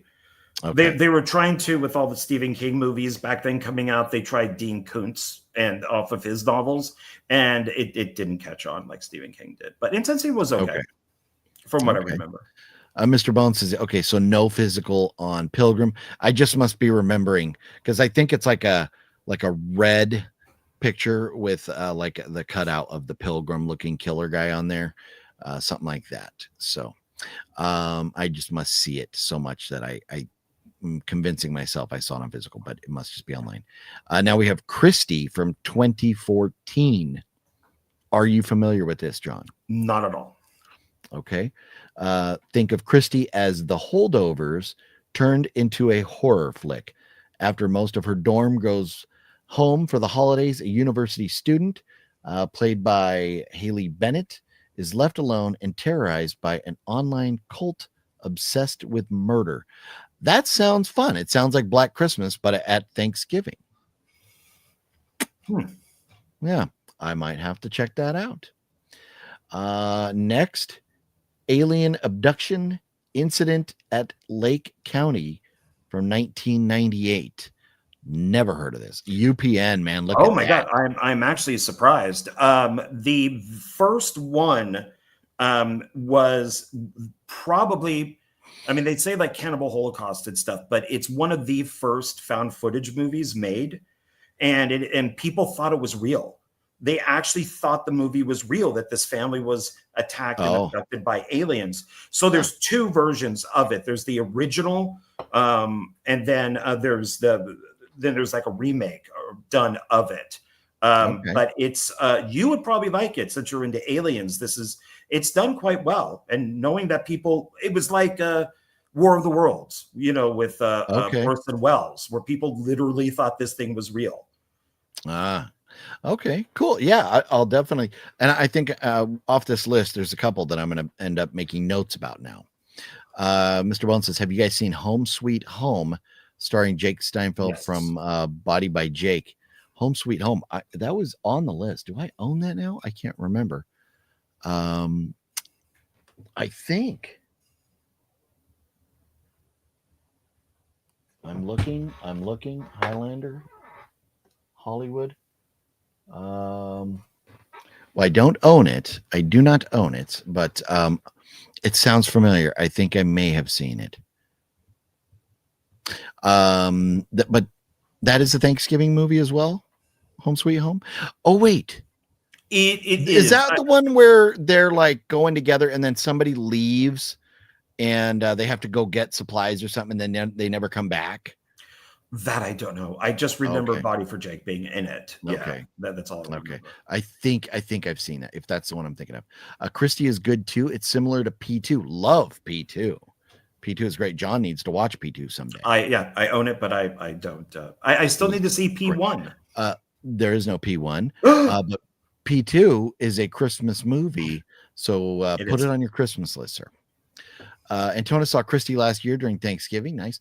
Gail, good night. I want to wish all these great legends and my brothers OGP and John a happiest of Thanksgiving. Yes, thank you. Gail, thank you. And I am truly thankful for Gail, as I'm sure John is as well. I am. What are we grateful for? Gail. So say it again. So thank you, Gail. Have a good Thanksgiving. And, we'll see you on the following Monday. Let us know how your Thanksgiving was. Yeah, please do. Mr. Bones says happy Shanksgiving to Gail, and Jeff says take care of Gail. Yes, we all love Gail. I watched Home Sweet Home last year on YouTube. It's not bad. Yep, Thanksgiving, Body by Jake, killing it. House of G fam, very nice. P2 is a parking lot, John. Yeah, it's level.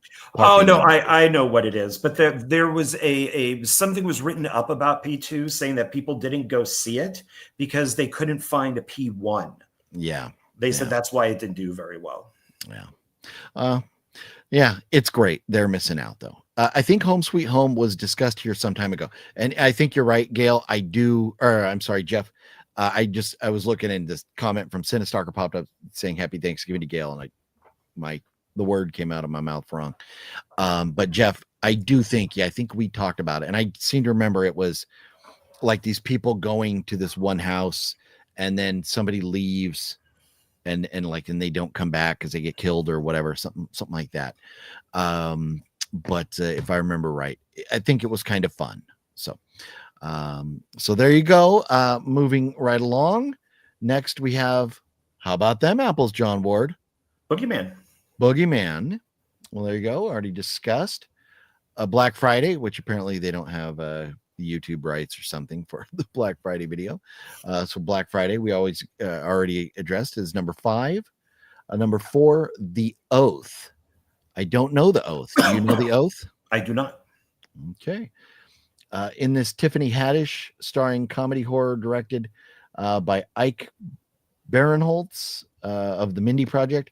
Oh, okay. I know what that is. Yeah. Political arguments over Thanksgiving lead to physical violence and mayhem.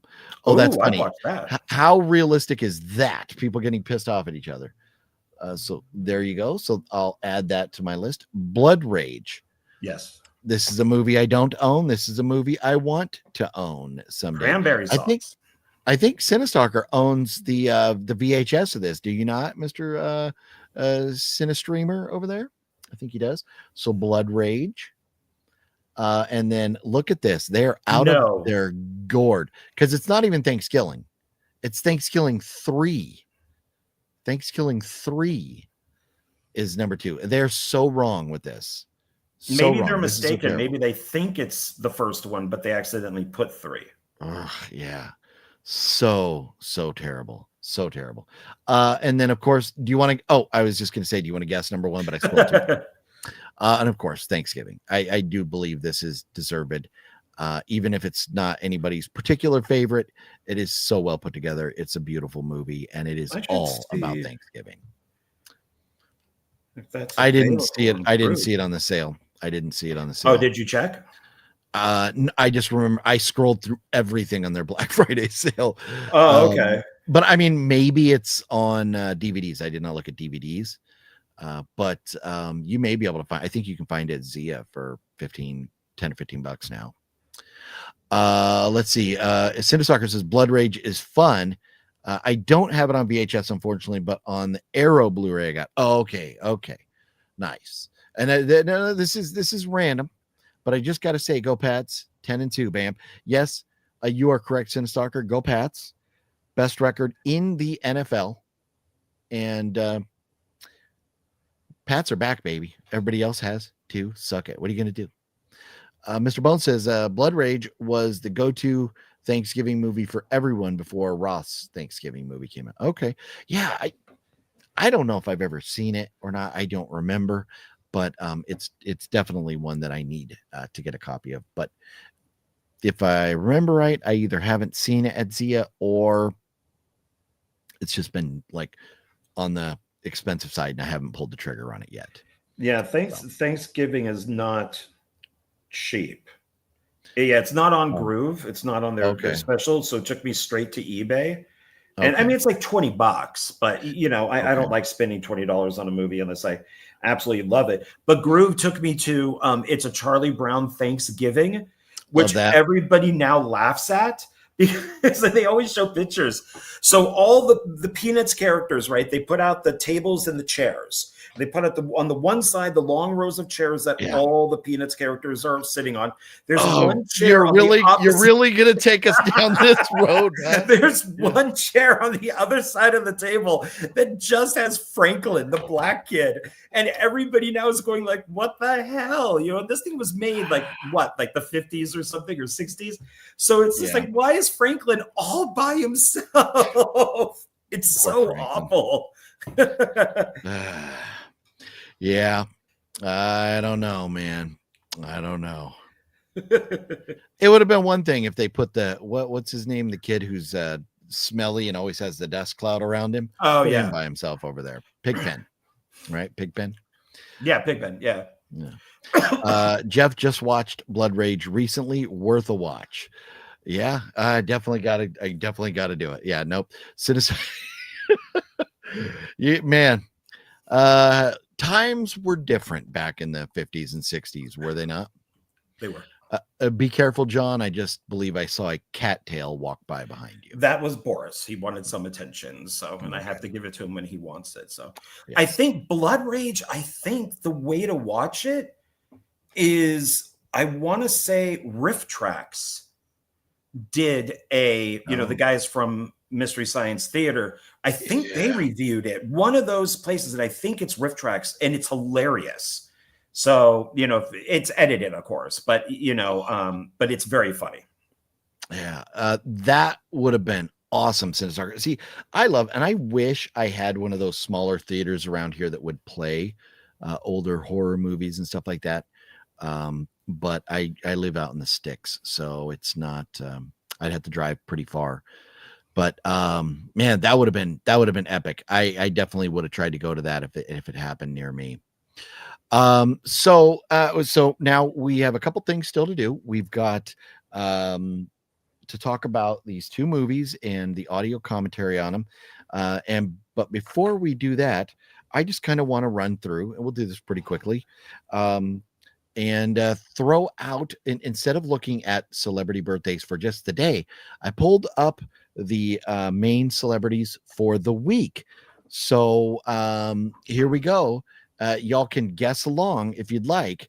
I'm gonna put John on the spot here. John, today, as a matter of fact, is Colin Hanks' birthday. Would you guess how old Colin Hanks is? 40. 48. Man, that just Tom Hanks is an old man. Yeah. Okay. Also, so yesterday would have been Boris Karloff's birthday. Could you guess how old Boris Karloff would be? Well, he died in his 80s, and that was in the 70s. So 150? He would be 138 years old today. Okay. All right. So that's crazy to think a movie legend would have been 138. And he would be a guy that I would like to see at 138. Right. That would be cool. Tomorrow is Christina Applegate's birthday.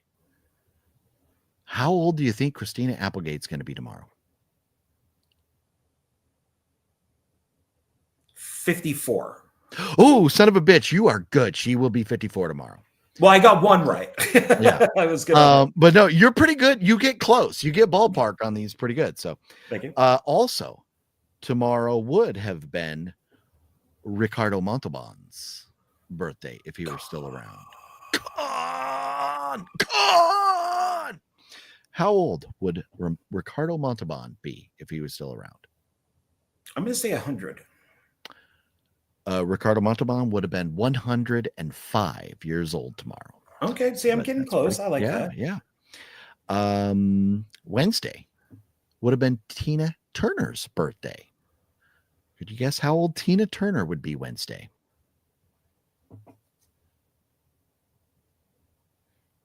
I got a good feeling. I think you're going to get this one.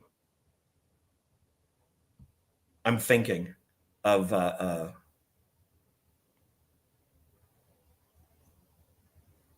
82. Ooh, so close. 86. Okay, all right. 86. What does he always say? Hey, you guys. No, he doesn't say hey, you guys. That's David Sterling. Urkel himself, Mr.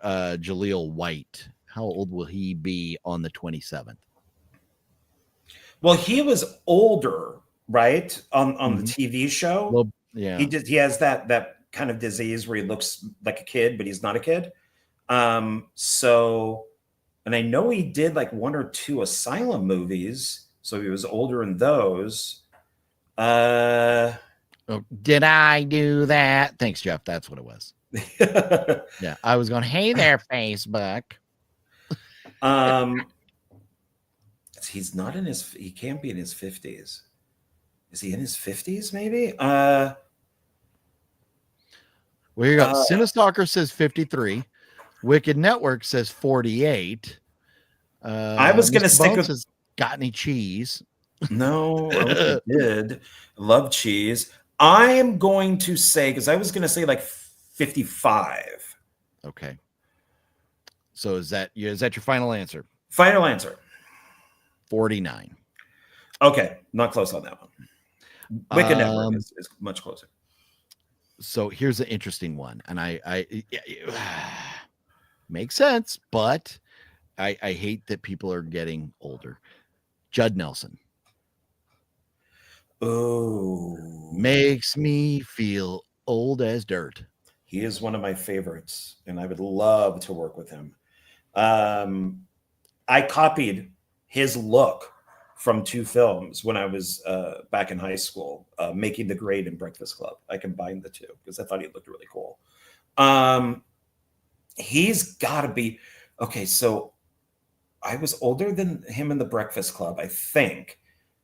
That was like 86 or something, like 84, 86. I'm 68. Cinestalker says 70. Sean says 65. Wicked Network says 68. Because Wicked Network got it right, was only one off last. I'm going to go 68. 66. Okay. All right. Liv came in with 63 right there, but 66 for Judd Nelson. Okay, this is an interesting one. So I personally thought this guy was older than this. Ed Harris. He's got to be in his 70s, like 73. Ed Harris will be 75 this week. Okay. Close. So, okay. So thinking Ed Harris is 75, then how about, and I'll throw this name out and see if you should know. We'll see how many other people know. Kimmy Robertson. Who's Kimmy Robinson? Kimmy Robertson was on Twin Peaks. She was the high-pitched receptionist girl. Oh God, I don't remember that at all. So I'm just gonna have to throw a number out there. I don't remember what she looks like. Oh, hold on a second.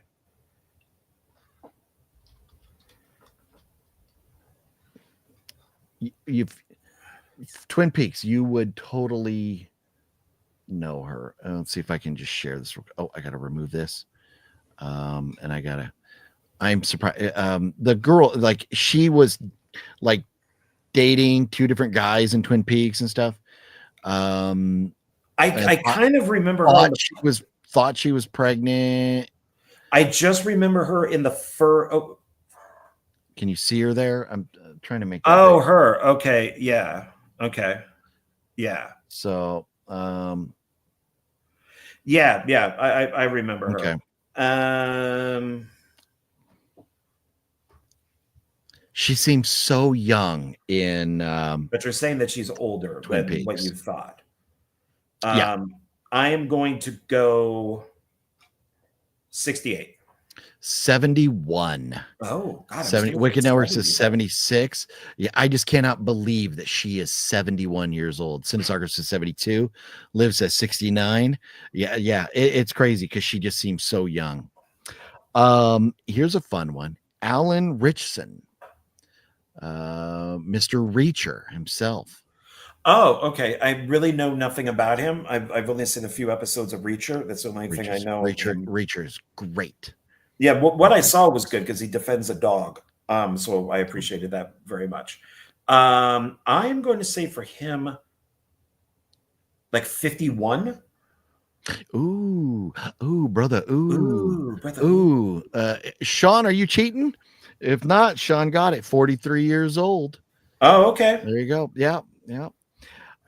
So here's a fun one. How old, if she were still around, would Anna Nicole Smith be this week?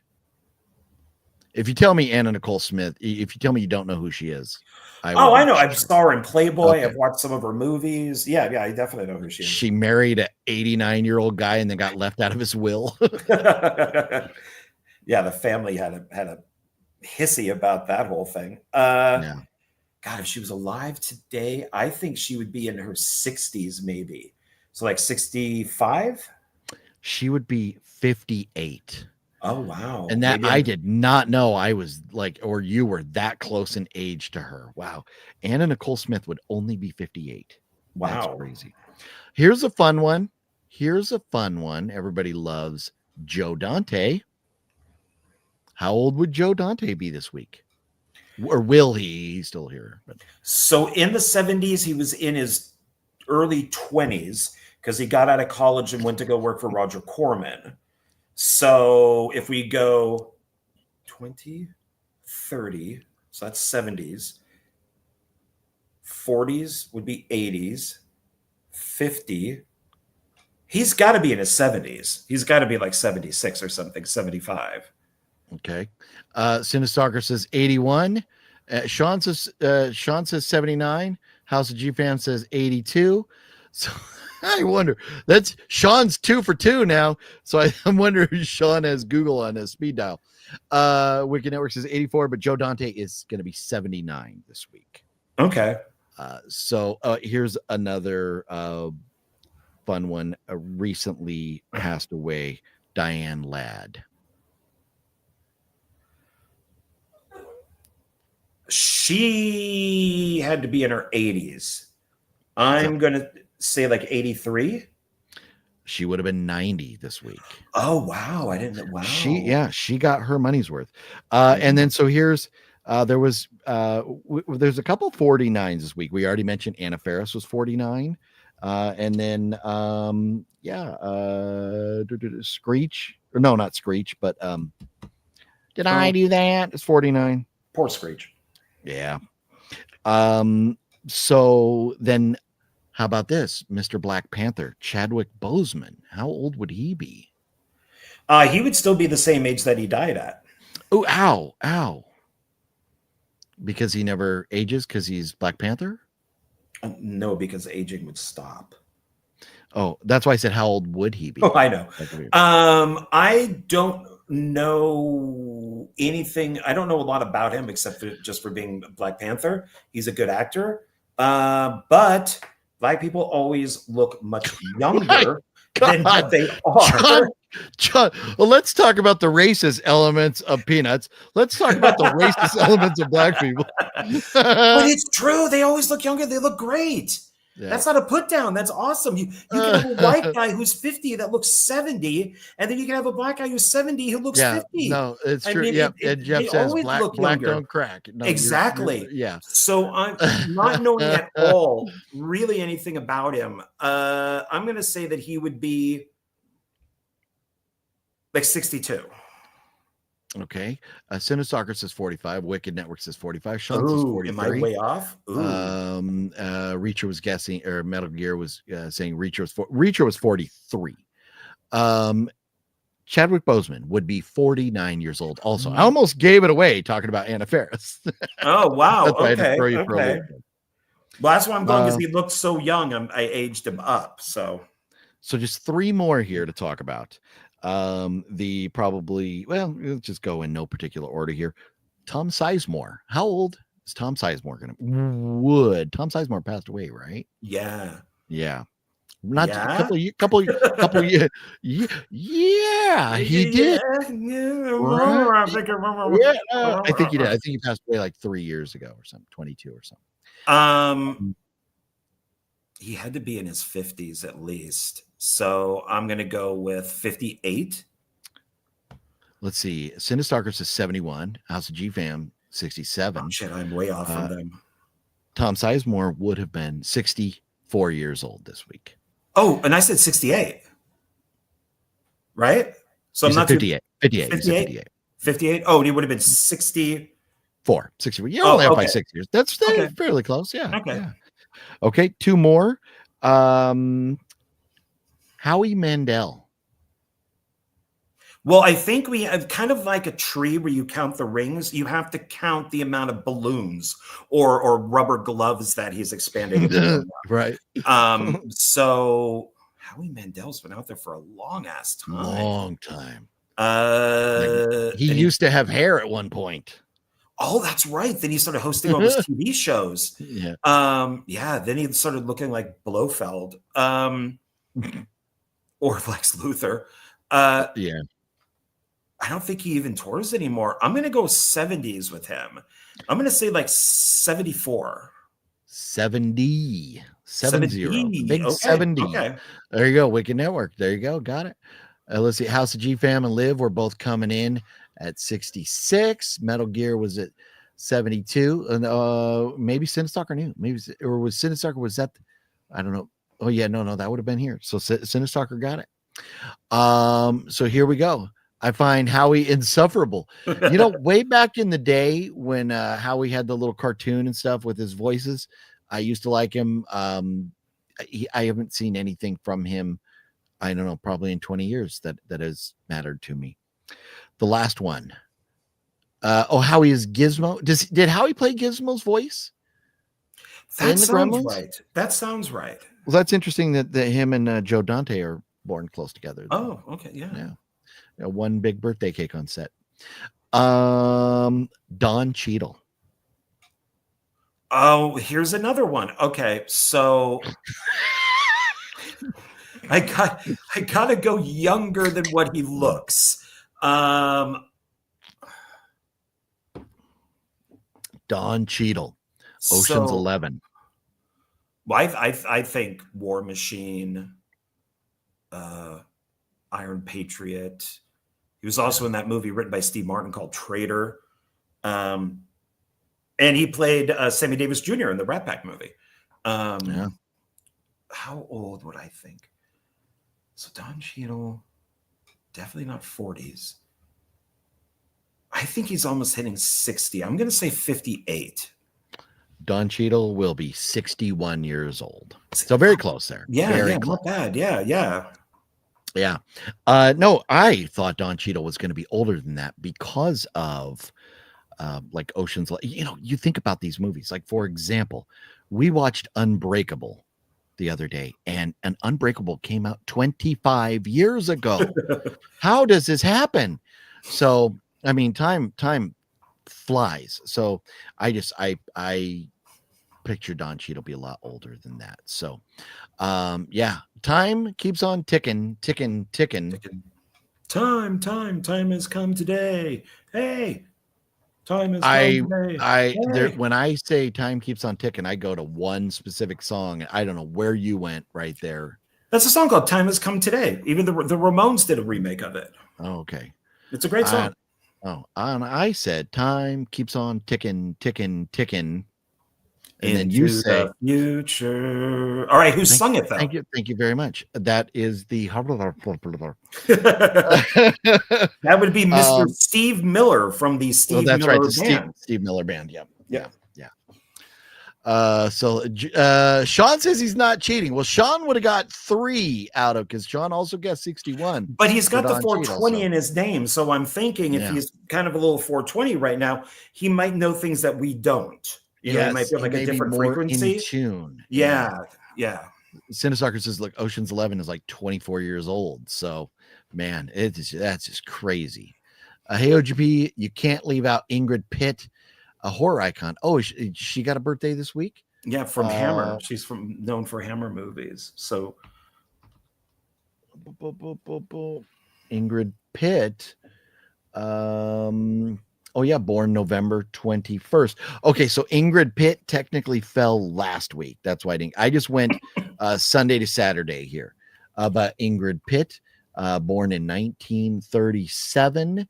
So she would have been 200 years old. 200, exactly. John, you got it. I was close. Can't fool you, sir. So here we go. John, anything else before we talk about these movies that we watched, the audio commentary? Anything else that you wanted to get into tonight? Yeah, and I'll make these kind of fast. So I did watch The Avengers, which most people will probably think is The Avengers for Marvel. This is not. This is from like 96. It's a remake of the British TV series. It has Ralph Fiennes, Uma Thurman, and Sean Connery plays the villain. And awesome cast. I disliked it when I originally saw it. I rewatched it just for the heck of it. And it's okay. It's not bad. It's very short, which means I think they cut the crap out of this thing and just left in the action scenes. But it's not bad. I don't know if you would like it because Uma does do a British accent, though. Ooh. But Sean Connery does play a Scot. He's in a kilt in one scene, and he wants to destroy the world with weather. So does Sean Connery slap any women? No. I'm out then. I'm gone. I'm out. No, because he fights Rafe Fiennes. I still say his name is Ralph. Yeah, and that's everybody says Ralph, but he said Ralph Fiennes says that his dad calls him Ralph or Rafe. Yeah, something like that. I don't know about that. Yeah. I mean, whatever. I mean, it's cool if you called him Rafe. That'd be kind of cool. But yeah, it's not too bad. I enjoyed it. So, nice. It's Warner Brothers. So yeah, it's really good. And then just the last thing would be the censorship thing, which I don't want to take too much time on. But so recently, Amazon purchased MGM. They own the rights to James Bond. And what they did was, and if you could put up that first picture that I have there, because I want to warn people about this. Oh. Okay, so as it says, Amazon has digitally removed firearms from the key art on all James Bond movies on its platform. This is the stupidest thing ever. Now they all have wank hands. So it looks like they got a dick in their hands, like they're about to jerk off. So if you notice, like Sean Connery, it's just like this because there was a gun. Eagle, GoldenEye, same thing. And then View to a Kill and Spectre, they've cropped up so they don't show their guns. And then show the next picture because I only have two. So yeah, so there's the original. There's Connery with his gun. There's Spectre with the gun, and then no gun. So they kind of did it under the wire. Yeah. So I think it was last year or maybe this year. So if you could take that down. So I think it was this year, early this year. So the 4K version of Crocodile Dundee came out. Paul Hogan, and I'm a big fan of the first film. Paul Hogan said, oh yeah, the film doesn't meet the modern audience today. So he edited out scenes from the movie that he felt were problematic, including one scene with it could be a trans person or like a female, like somebody in drag, like he grabs between their legs. So I immediately went out and picked up the movie used so I could have the film completely, intact. And so I just picked it up because it's also a 3-pack. You can get it by yourself. This scares me. Yeah. And even with James Bond, what the liberals, left, woke people are doing is they are censoring James Bond books and other books. So anything that they find problematic, like Bond using a gun, Bond smoking, Bond drinking, Bond hitting on a woman, it's deleted. Yeah. So these new versions of the books are going to be censored. So if you go out and get the Bond books, make sure you get old versions of them so they are uncut.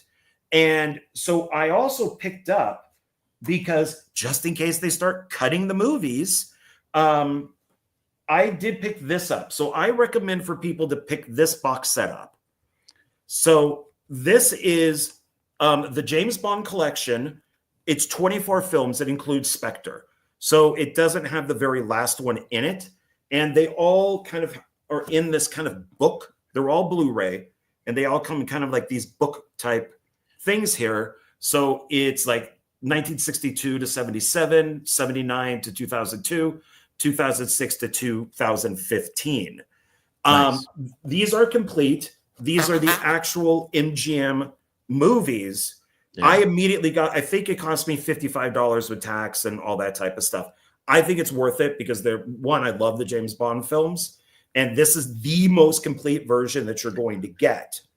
I have very good news for anybody who wants to get themselves a copy of that.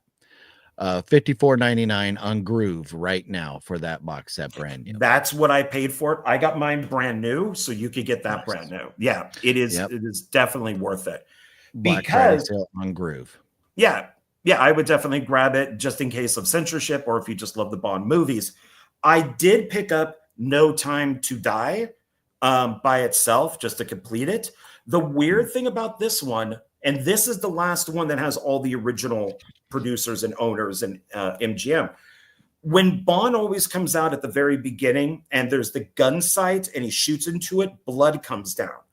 This is the only one where he comes out, shoots it, and he fades away. They pull him back from the screen like he's disappearing, because this is they kill off Bond. Yeah. So, which to me is almost the correct way of doing it. Like Doctor Who, they should have killed off Doctor Who like 10 years ago. You kill him off and then do whatever you want.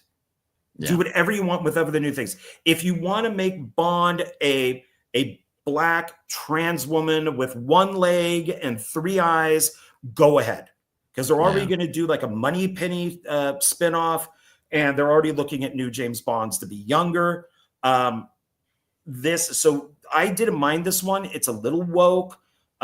There is a black woman in it who does become Bond for a little bit, and then Bond gets it back. This is not bad, but you would still have to pick this up separately. So that is the only one that currently exists that's not in that box set, right? Right. Okay. And then if you want to go full completion, I don't own one. I don't own. Oh, John's going to take us to completion. Yep.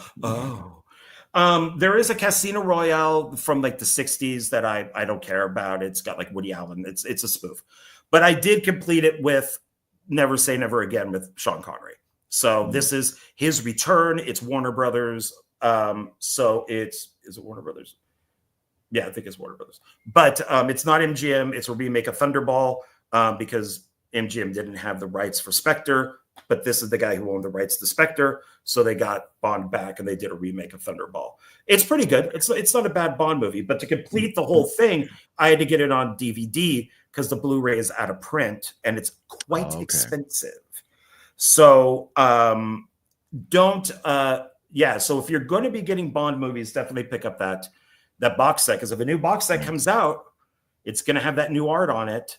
Yeah. And they're going to edit out stuff, and I would not be surprised if they started editing the movies, at least for streaming. They might just, I saw some things are edited for streaming, like AMC. I've said AMC to begin with by mistake, but they edited stuff like The French Connection. Every single time Gene Hackman uses the N-word, they edited that out of the streaming version. So I went out and immediately bought it to have it complete. Yeah. So it's good to watch out for these type of things. So frustrating. But so anyways, anybody who's looking for that on the Groove Black Friday sale. So if this is it, they have a ton. You go Black Friday 4K deals, early Black Friday 4K deals, and Black Friday Blu-ray deals. But you go in here, tons of good stuff. Look at that. Accountant 2 for $13. Final Destination Bloodlines, $13. Nosferatu, for anybody who wants Beetlejuice. But F1. You got the Blu-ray for 10. You could have, or 9 or whatever you paid. But look, $3 more could have got the 4K. It doesn't say Blu-ray in it though, and I can't play Blu-ray right now. 4K Ultra. It's got to come with the Blu-ray. It's got to come with the Blu-ray. 4K Ultra, or maybe it doesn't. It may only be the one disc and the digital code. Yeah. But no, they'll always have sales down the road. But there's Companion for 13. I'm still going to pick up Companion. That's pretty good. They don't have Novocaine, which made me sad. But. Yeah. They got a Drop and Trap, man. Drop is good. Yeah. You know what? Yeah. I'm wondering if I need Drop in my life. But anyways, he's one of my favorite directors. Yeah. Yeah. Groove. Yeah. Check them out. That's where you find your Shout Factory / Scream Factory titles now. But crazy. My bad. Meant to get rid of that. Got rid of John. Crazy Black Friday sale going on right now. So we need to get in these movies. So if I missed a couple of you comments here, I apologize. Censorship is beyond absurd. It is. Yeah. It's getting crazy now with this stuff. I have that set too, John. Glad I do. There you go. That's the way you have to save your VHS tapes. Yeah, definitely. Yeah. Wicked Network says fuck censorship, but yet what about all this woke transgender books in elementary? It is there's a lot of stuff like that we could argue about, if this was the right type of forum for all that. But yeah, it's sad, and I'm glad John mentioned is the censorship, because whether you agree with it or not, if you want a movie, you want the original copy. You don't want some chopped up stuff that, somebody doesn't want you to see. It's like burning books. You want to edit our movies, you might as well burn our books. Yeah, and that's what the people did with that were against J.K. Rowling. They tore out the covers, put new covers in, and so they didn't say J.K. Rowling, but it's still Harry Potter. You're still buying the book. It doesn't make any sense. So none of this makes sense, and it frustrates me because the things I'm watching these days, like the TV shows, they got to throw it in. They got to throw it in there. And it's just like, why? Just give me a good TV show. Mr. Bone says, that's not a knife. That's not a knife. This is a knife. And that's when he says knife, it almost sounds like it's a noise knife. Knife. Oh man. So let's see here. A couple more, and we got to get to these movies. John, are the unaltered versions released in 4K as well? Or are they only on Blu-ray? I don't know about that box set. I haven't seen. I don't think these are. Yeah, because the box set you can still get, but I don't think that they're in 4K. So if they come out 4K now, you might want to do some research because Amazon will be releasing it. Jeff, you are not alone. I have not seen No Time to Die either. Larry, but kill Bond. Leave us with a good Bond, so that way they don't ruin it. So I got to say that. Okay, Larry, the Batman fan of house. What's up, Larry? Hey. That croc was going to eat me alive. I don't know, Sean. Maybe Sean puff pass. Let's see. One of these Monday nights, I'll surprise you with super chat. I want the Wheel of Doom to stay alive. Larry, yeah, you know what? Wheel of Doom is a lot of fun. But unfortunately, we have so much to talk about and so little time. It is hard to get to those. But one of these days we'll get into it again there, Larry. But thank you. And Larry, I appreciate all the support you've ever thrown. Larry has sent so many super chats over the last couple of years, and I really appreciate it. Livid Ace Livid Media, Livid Ace. What's going on? How you doing, Livid? Hey, Livid Media. Yeah. So that's they are watching on your channel, John. So I know who that is. Livid. Larry says, I'm okay with censorship. I wouldn't want my kids hearing bad language. Yeah, but then just don't watch those movies. Yes. Or watch a movie that has been altered for audiences, but don't take away the originals. It's the parents' responsibility to monitor what their kids watch, not the filmmakers. So that's Ken Brewer. Is that Ken out there for Livid Media? Hey, Ken, nice. That's you. Yeah. So, very cool. Yeah, or might be married too. So thanks, guys, if that's you joining us. But yeah, it's the parents' responsibility to do that, just like with video games, comic books, cartoons, anything, Yeah. It's If I watch one of those animated Superman movies and it says R on the back, you might not want your kid to watch it. Yeah. So, but it doesn't mean that they have to edit it so your kids can watch it. Yeah. Look at this. Anthony dropping in. What is cracking? Anthony, how you doing? Man, so Anthony is a massive Boston Bruins fan. But man, I'm a Cinestalker and I are fans of everything Boston when it comes to sports. Bruins, Celtics, Pats, Red Sox. But man, it's an exciting time. And for being that basically last year, the Bruins traded away everybody, essentially everybody.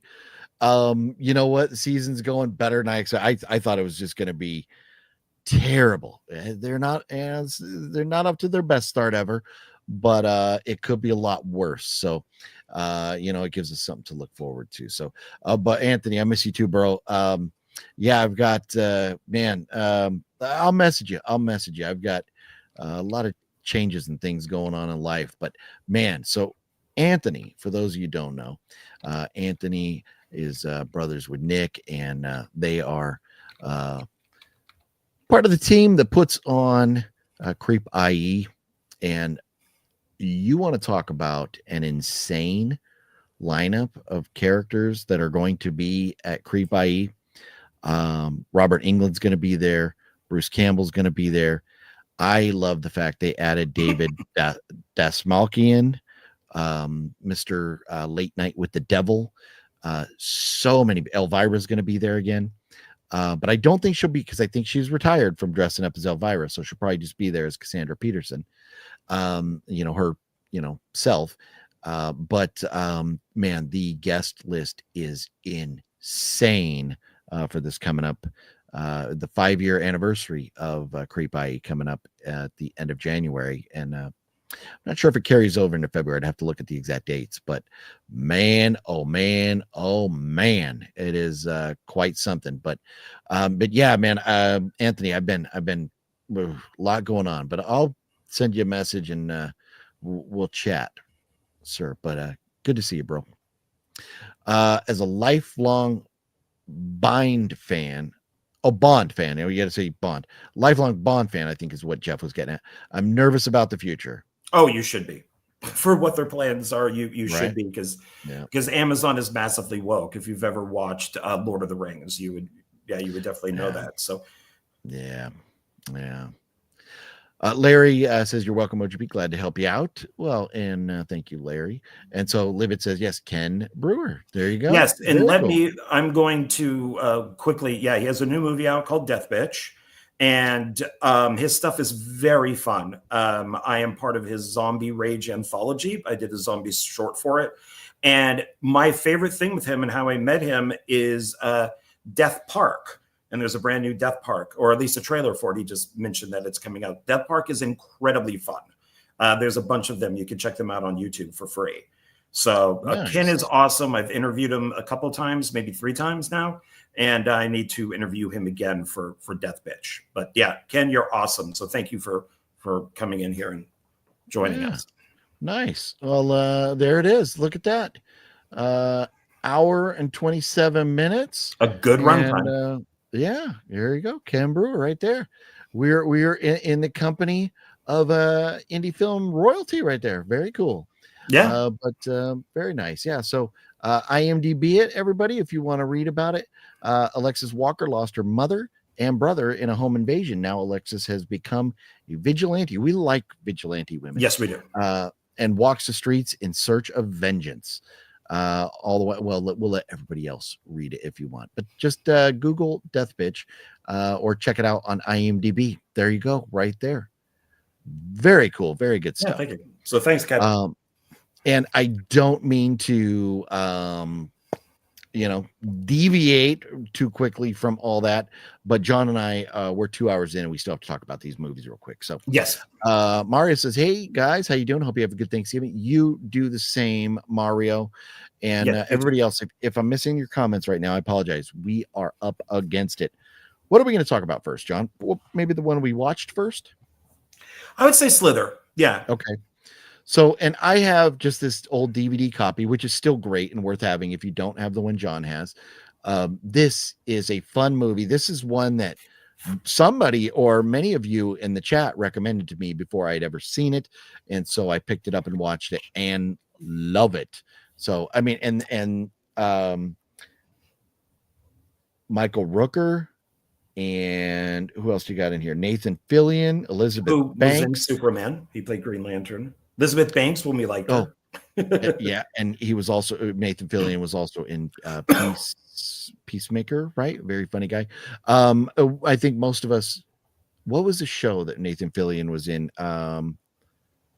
Where he was like an author and he followed around that girl cop and wrote movies about. Oh, I know the one you're talking about, books. But I forget I forget the. It's whatever his name was in the show, but that was a fun show. I like that as a like kind of crime drama. But Slither's a great movie, and so you're listening to what's his name, Mr. Gunn, right? And James Gunn and Nathan Fillion in this audio commentary.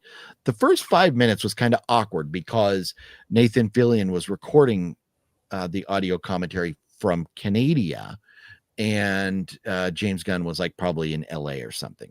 And so they were doing it over the phone. But then after about 5 minutes or so, they really kind of got into this groove, and they are hysterical together. Elbowing, throwing jabs at each other, teasing each other and stuff. So I had a lot of fun with it, and I wish we ran out of Pibb here, but I love the fact that they referenced the Mr. Pibb scene in the car, the rant there. I do love me some Mr. Pibb. So, and I've had it because Coke's switching up and having their soda battles with Dr. Pepper right now. But that was a lot of fun. But John, what are your thoughts? How did you enjoy the audio commentary for Slither? I enjoyed it, and I like that this has, and I love the movie too. It's early James Gunn, so he's not a James Gunn film directed by James Gunn type of attitude yet. He's still in that mindset of, oh yeah, I used to work for Troma. I wrote Dawn of the Dead. So he's still kind of in a thank you Hollywood and fans for making this film like a cult classic. You and I have some sort of affiliation with this in a way. They two of the people who worked on this also worked on Hell Night, which you absolutely love. So that was nice to hear. And I know a guy who worked on the movie, and I never knew that he worked on this. So an old friend named Mark Satrakian, I went to high school with him. We hung out together. There was like a group of 5 of us. We even went to go see the Dead Kennedys together. He was a massive effects artist way back in the day. He made us all look like punks. He was on TV shows, like Creature Features. He got a job with Lucas, worked on Howard the Duck, and he worked on the intelligent gremlin from Gremlins 2. And then in one scene in this where they're near the end in the sewer, they go, oh, and Mark Satrakian did this, and Mark Satrakian did that. I'm like, fucking A, I know that dude. Nice. And so we're friends on Facebook. But of course, like most things in life, before Facebook and social media, you lose track of people and all that. So I haven't talked to him in a while, but it's great to see. If you check him out on IMDb, this guy's done a buttload of stuff. I mean, it is amazing of how many films he's done. So maybe I can get him on one filmmaker. But that brought the movie a little bit up for me, just knowing somebody who worked on it. And I think it reminds me of Night of the Creeps. So anybody out there who's seen Night of the Creeps, that's what this is kind of like. But great cast, well directed. James Gunn calls people out. I mean, I really love that. He's like, yeah, that didn't look great, so we cut it. Or, we didn't have enough time this day because I fucked up. Because, I was doing a dramatic scene, so I couldn't shoot the fight scene like I wanted to. So he criticizes himself, but he calls other people out too, which I guess at this point you could do. You're not going to lose work over it. So, I really loved it. I recommend this for people to watch, just the movie. But if you really want to get into it, also watch the audio commentary. Yeah, watch the movie first if you haven't ever seen it, and then the audio commentary. But I do. I enjoyed the story about the Hells Angels, how they're shooting, and there was Hells Angels having a party across the street. They're being all noisy. But the police had the road blocked off. Well, one of them got a ticket because he went past the roadblock. So then he started lighting off firecrackers and stuff. And so it's just crazy. But that sounds like Hell's Angels. It really does. But that was their mistake. James Gunn's mistake is they're Hell's Angels. So you go over and say, would your guys like to play zombies?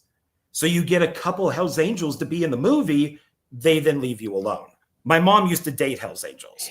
And if you actually know them, they're nice guys. But that's what I would think. I think, well, if he's setting off firecrackers, see if he wants to be one of the guys that gets a slither inside him. One of these days, I'll show you all the pictures of the bullet holes in my grandmother's house from the Hell's Angels. So my aunt was married to a Hell's Angel. They went to jail. They both went to jail. Then she got out of jail. The Hell's Angel guy stayed in. So my aunt had another boyfriend or whatever down the road, and the Hell's Angels didn't approve. So they all rode by and they thought she was living with my grandmother. Put a whole bunch of holes into the side of my grandmother's house. So not the greatest guys, but some of them, you know, if you treat them, if you're, respectfully and stuff, they're not gonna, they don't like to hurt civilians or anything. So yeah, that's what I think. I mean, you don't have to be friends with them, but just go over and go, hey guys, sorry, hey, a couple of you just like to play these zombie type characters. That's what I did. I was doing a school project, a directing project, and there was a gang member who lived next door that was playing rap music like at 100. And I said, I'm going to go over and say something, to him. And the people in the crew were like, don't do that. And I went around and I showed him respect, and I was very nice, and I wasn't rude or raised my voice, and just asked him, dude, can you please turn it down for an hour? He turned it down. Yeah. He was perfectly fine. So yeah, that's cool. Yeah. I remember you telling me that story before. Yeah. Metal Greg says, Castle. Yeah. That was, that's the name of it. Yeah. Yeah. Great show. Yeah. Didn't they get married in real life or something? That I don't know. Him and the lead girl, something like that. I do not know that, but yeah, that was a good one. So that was a fun story there. And then I liked how they talked about, how it was like constantly so cold and they were freezing, and and then Nathan Fillion was all like dressed and warm and everything, and he was still freezing his ass off. And then there was poor like Elizabeth Banks in her like tank top there. Yeah. And it was like, below freezing outside. So that was fun. But you could see the breath coming out. But what we learned on the Blob is you put an ice cube in your mouth. Yeah. And then you don't get the breath. But yeah, you could see it, that when he talks about how cold they were that night. Oh man, that you could just see that cold breath coming out. Yeah. And then there's some stories. I don't want to spoil it all, but some of the stories about Michael Rooker and like the sex scene kind of thing and how kind of cringy it may or may not have been is funny. But I do like how they both mentioned that, meeting Michael Rooker for the first time, they kind of expected him to be like what you see in his characters typically, where he's this kind of rough around the edges, blunt, kind of tough guy. And they were both like, he's just great, really friendly person, not anything like his characters. So lots of fun information in this Slither, and it was just, it's fun listening to them. And they do, when they start joking and talking shit with each other and talking about how one of them says that he just addressed the other one by calling him hey asshole or something like that. And so it's just very funny stuff. So great movie, great they talk a lot about like the CGI and how things didn't work when they were practical, like tentacles and things that didn't work. And Gunn said that there were 2 companies that they used, and one he didn't like, one he did like. And he would point that out of which one that didn't look great, but that looked great. Yes. So it's very funny because the guys on the Blob kind of did the same thing in a way, but they're a lot older than what James Gunn would have been at that time. So I get that. But Slither is a great film. It's very fun. It's very James Gunn. And which is weird is he says that that's his first directing job. I would have to look it up, but I thought stuff like Super and some of these other movies came before Slither, but maybe not. Maybe they came after and they just went, straight to video or something. Yeah. No, because before that he directed that the Troma film. No, he wrote Romeo and Juliet. Oh, he did. I thought he directed that too. He just wrote it. Huh? No, yeah, he wrote it. Okay. I hated Romeo and Yeah. Juliet. I literally fell asleep in the theater with Lloyd Kaufman there, so which was embarrassing. Fun. Drew Marvick was hosting it, and I just fell right to sleep. It's so boring. Yeah. Trauma. I struggle with trauma. So, and yes, I do like how they talked about how some of the effects were part practical, part CG, and then like James Gunn bitching about the deer, how bad the deer looked, and that was like their second. The first one looked bad, so they replaced it, and this one still looked terrible. So he said there was supposed to be like 4 of them, and they were all supposed to like be fighting, and they could only afford one because their budget was so low. Like the script was gigantic, so they had to bring, if something was 10 of something, they had to bring it down to 1. Well, that was a lot of fun. Any more thoughts on Slither before we move on to The Blob? No, I recommend it. I think that they should check it out. So definitely watch the film and then the audio commentary. So The Blob remake, this was interesting. A lot of some, their processes with creating the Blob and some of the stuff that they used to make the Blob. Honestly, so the one we listened to, the audio commentary here, had director Chuck Russell, cinematographer Mark Irwin, special effects artist Tony Gardner, and it was moderated by filmmaker Joe Lynch. So when you get like 4 people in audio commentary, it can be tough. And so there was times where I was confusing who was talking or whatever, because a couple of the guys their voices sounded a lot alike. But there was still some very fun information about this, and I had a good time. But I'm not gonna lie, the audio commentary on The Blob didn't do it for me like it did with Slither, and maybe it was just because there were so many of them. But watching this audio commentary made me go like, I need to just rewatch the film. So I'm leaving this out so that I can just, rewatch it without the audio commentary. But it's a fun one. And I think The Blob is better. I think the remake is better than the original. Not a lot of movies can say that, but it is. And I had a good time with it. I think at times I was like struggling with what they were saying, because they did talk a lot about the special effects and how they did this or how they did that. And some of it was just like, might have been interesting to them, but I don't think it played as well, their conversation, to maybe the general public as much.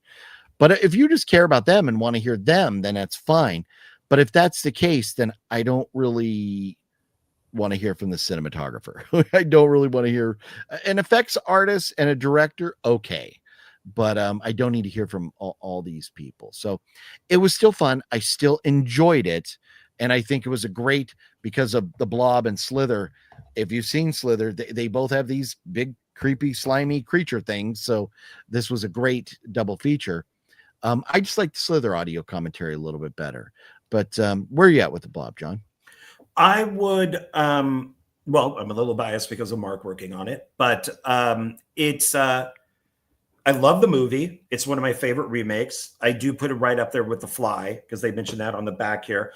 Not as much with The Thing, but I appreciate everything that they went through with creating The Blob and using miniatures and matte paintings and people doing stuff by hand, that the Blob would come up at people and that would actually be somebody's hand in there.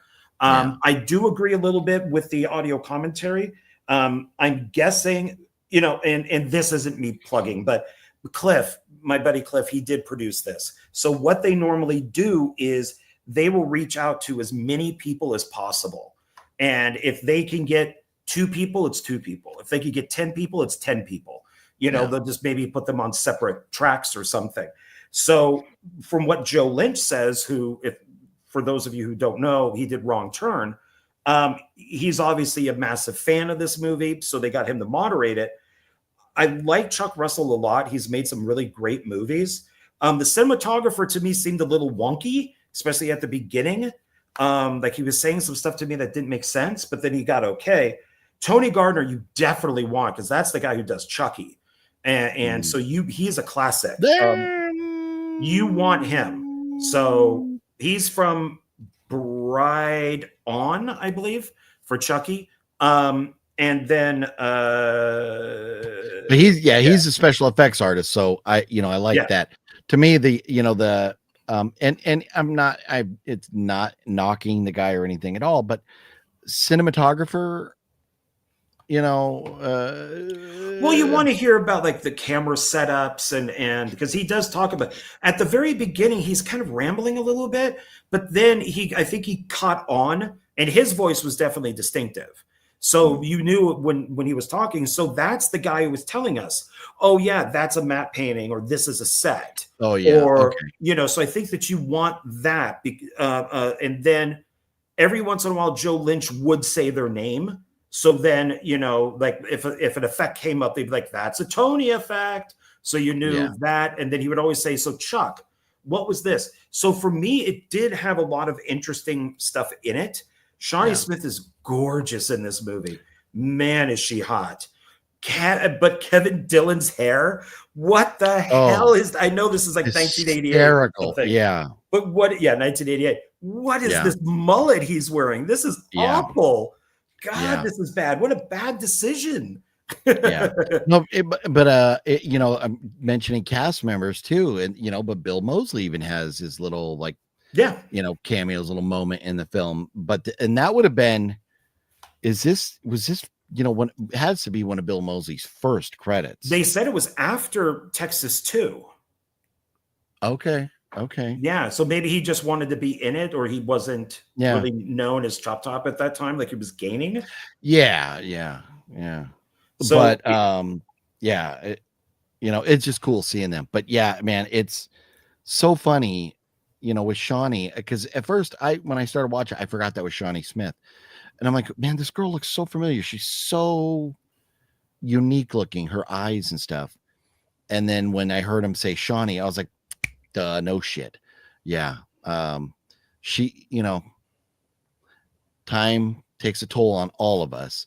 But, Shawnee doesn't, she's a little bit older now.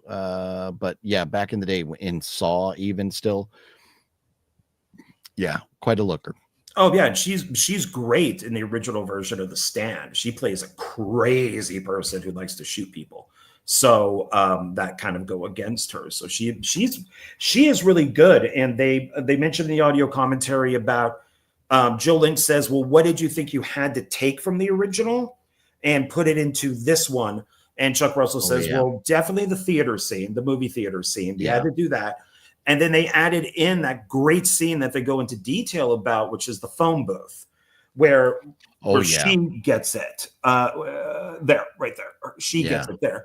And that's the face lighting up in the phone booth. It was so great. Yeah. And how they said, we kind of put it on its side, and it's part miniature, part regular. And these are the type of audio commentaries I really like, is when they get into, I hate when they just sit there and go, and just talk like, oh yeah, well, here's a scene of me going through a door. Yes, I could see that. You're walking through a door. Give me something. Go on. Oh, I'm sorry. Yeah. I thought you were done after door, but they apologize at one point because the two young boys come and go, and they didn't address them because they were talking about something else when we first see the boys, and they go, oh yeah, sorry, because like that's me, like a 12-year-old boy at the time, in the theater watching The Blob and stuff. So they do. I like the fact that they did, try to stay on topic. They weren't just rambling about, they weren't going Linda Blair on the film. Well, and like both of these films, both Blob and Slither, both of the directors say, I love the movie, but it has issues, and I wish I could go back and fix those issues. And I'm not sure if I would want them to. That's what makes both of these films awesome.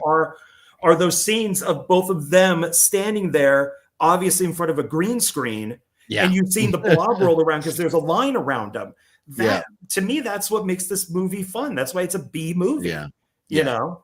So, and I love all the government stuff and the guys coming in the hazmat suits, and then they say with the black guy who's like the lead, of the government and the scientists, how they're like, oh yeah, doing his best, Morgan Freeman. And all that stuff and for those of you who haven't seen it, I'm not going to give away what the blob is and stuff because I love it more than the original. They even mention in the sequel to the original Beware of the Blob, Larry Hagman film, one of the actors was in that's in this. And I thought that was cool. My favorite part of this is that last like 5 minutes with the priest. God, do I love that. And I would have loved to have seen another film just dealing with that. So that to me is the best part of the whole movie. Yeah. And I thought it was cool too about the, when they're talking about the, trusting the government and stuff. And they're even saying, he's saying he comes from a big military family and stuff. So he respects the military, but there comes to a point where you need to question things. And, but I mean, hey, and they mentioned, I forget the other films, were these the same costumes from ET? But they mentioned that the white costumes were like the same costumes from other films. And Lynch says that he was at the studio, went into their costume department, and it was like a time capsule, and he saw the blob costumes, and he's like, did you know this is from the blob? And then the person that was working there, probably like the wardrobe person, is like, do you know how many movies those have been in? Yeah, so not just the blob, but all these other movies. So that was cool. And then going back to the phone booth scene, I did, after they mentioned how they use like a miniature doll of her as she was getting killed, I had to rewind it and watch that again, and it is hard to tell. Now if you look at, because it's the shot from above, look at the phone itself. The phone kind of looks like a miniature more than she does even. But man, it is, there were a couple points where I was like, wow, okay. So, but that one I definitely had to rewind just to watch that part. So my question to you and anybody in the chat there, do audio commentaries ruin movies? So would it be better for you not to know that was a miniature? Would it be better to know that effect could have looked better? Is it just better? Kind of like, I know that you always say, I want to know more, and I say, I want to know less. So is it better to know more about a movie and know all of its flaws, or is it better to know less and not know all of its flaws? Yeah. Well, that's an easy answer for me, because I say, you don't ever watch an audio commentary before you watch the film, unless it's a terrible film you'll never watch. And then you go, okay, I'll check that out, just to hear what the director has to say. But I think the audio commentaries are fun. I know Antonis loves audio commentaries. He's always asking me about audio commentaries. So to me, I enjoy them. My biggest thing with audio commentaries over my life of watching movies has been, there's so many movies I want to see that actually going back to rewatch something that you like has to be for a good reason. If I watch a movie and I'm like, okay, that was good, I don't need to go back and necessarily learn things about it, especially newer movies where everything is shot in front of. I would never, ever, ever entertain an audio commentary for like the Avengers. I would just never care. Like, oh man, this is crazy. We were shooting in front of a green screen. No way. Yeah, you were shooting in front of a green screen? Most of the Marvel movies are shot in front of a green screen. So it's just things like that I wouldn't care. But when they talk about being out in the freezing cold, when they talk about the studio up by Six Flags Magic Mountain, which is a little bit north of LA, and how they had this water there that wasn't filtered, and the water started getting kind of gnarly after a few days, and it wasn't temperature controlled. So them having to deal with being in that water and talking about how they're sweating because how hard it is to work in water. That stuff's interesting. When they're working in weather or conditions or on sound stages, with real sets and stuff, not just in front of a green screen. So these older films, audio commentary, I think is a definite fun thing to watch if you have time. So there's my answer.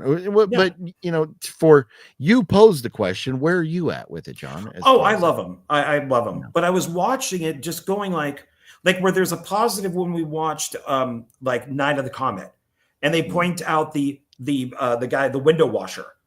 And then they started saying, "Oh, it's a zombie window washer," when they just by accident shot a guy, washing windows. Oh, yeah. That to me is hilarious and funny. Yes. With something like this, they're like, yeah, that effect looked like crap. So I don't know. I don't mind any of that because I find it interesting of what the people think today. But it's one of the most disappointing ones was a Death of Smoochie.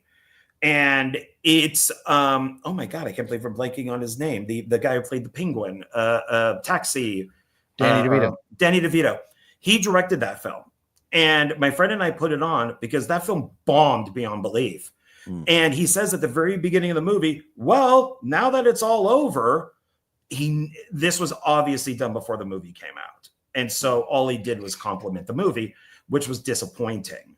So it's one of the best audio commentaries I've heard is Dinosaur Island. And that's Jim Wynorski and Fred Olen Ray. It is literally probably the best audio commentary I've ever heard.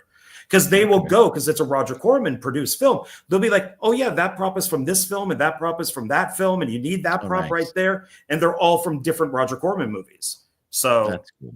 Yeah. So it's no, I enjoy them quite a bit. I was just wondering maybe what people thought. Yeah. Well, and there's some responses we'll get to right now.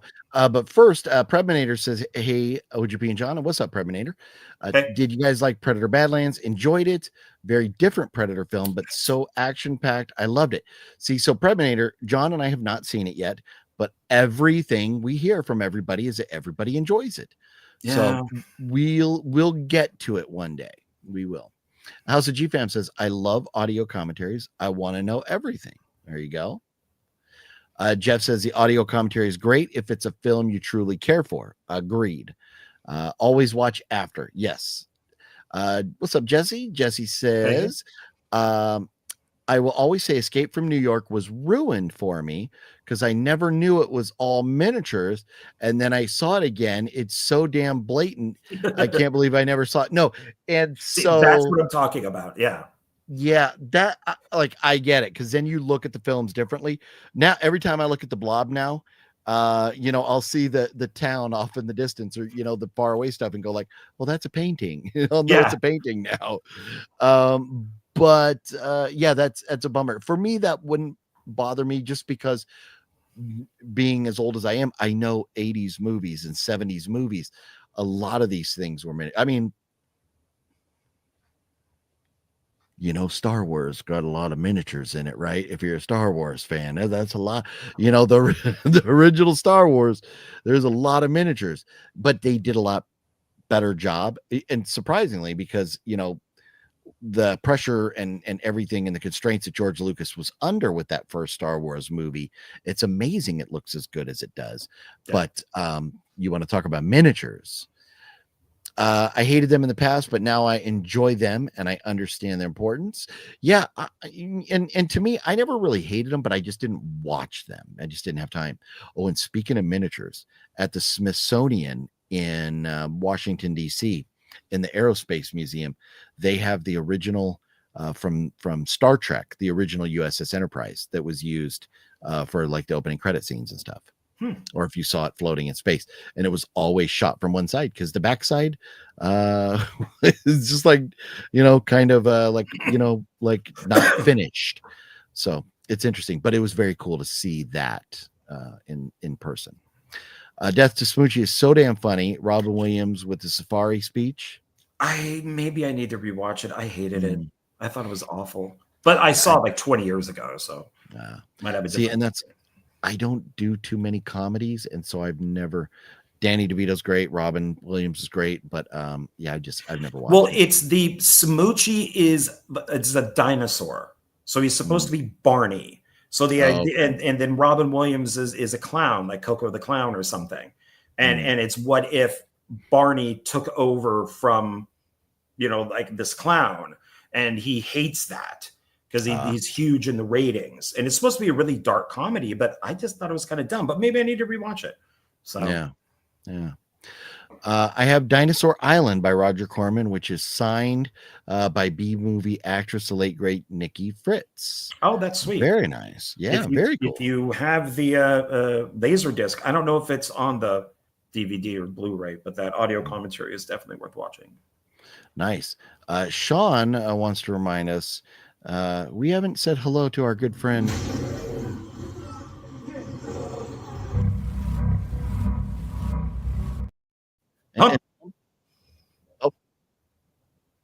Pumpyhead.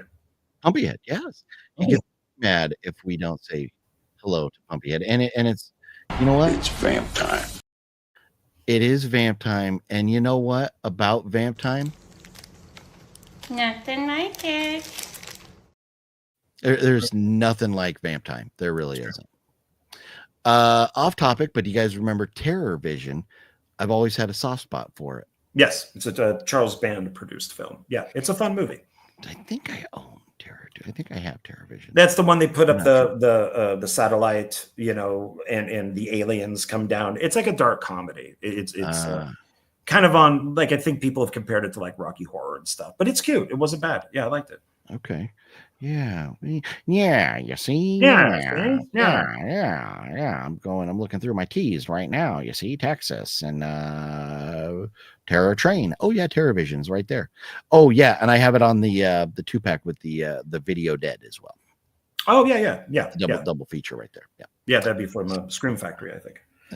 Yeah. Very cool stuff. John, I'm tired. I think I'm gonna take my ball and go home now. Okay. Yeah, now both of us have to go to work tomorrow. So, oh, what? I do have stuff to do tomorrow. Yes. But anyways, any final thoughts before we head out, John? No, thank you everybody for joining us and adding into the chat. I like when you guys join us with stuff. So yes. I appreciate that. Agreed, 100%. It is, and that's why we do these live, so we can chat with everybody. Again, Jeff, thank you for your support for the channel. And Gail, if you're watching the replay of this at the very end here, thank you so much again for everything, Gail. You absolutely rock. We will never be able to fully repay you for how kind you've been. So, and for every, sorry, go ahead. We're watching this one for next week. Scared Stiff. We are watching Scared Stiff. Just want to We're going to talk about that next week. Yes. Okay. For everybody else, if you would hit those thumbs up buttons before we head on out tonight. And thank you all. And yes, it was Hoarder Movie Monday today instead of Horror Movie Monday, because on John Ward's channel, which the link is down below if you're watching here, we review the franchise, the M. Night Shyamalan Ding Dong franchise. Yes, Unbreakable. If you just want to be simple about it, Unbreakable trilogy. Yeah. Yes. So that's available now on John's channel. If you want more of us, you can get that there. It's a lot of fun. We had a good time doing it, so you should check it out. So, anyways, everybody, have yourselves a wonderful night, wonderful week. We will see you next week. Yeah. Thank you, John. Yeah, that's a good call. Yeah, I should mention that. I hope everybody has a wonderful Thanksgiving. Yeah. And same bat time, same bat channel. We'll do it again next week. Word. I always suck. I try to time these things. What? No. Oh no. Cancel. Instead of ending, I almost just left the studio. It wouldn't have ended the stream. It just kept going to infinity. Good thing, because you're not wearing any pants, so it's a good thing you didn't get I know. That would have been scary.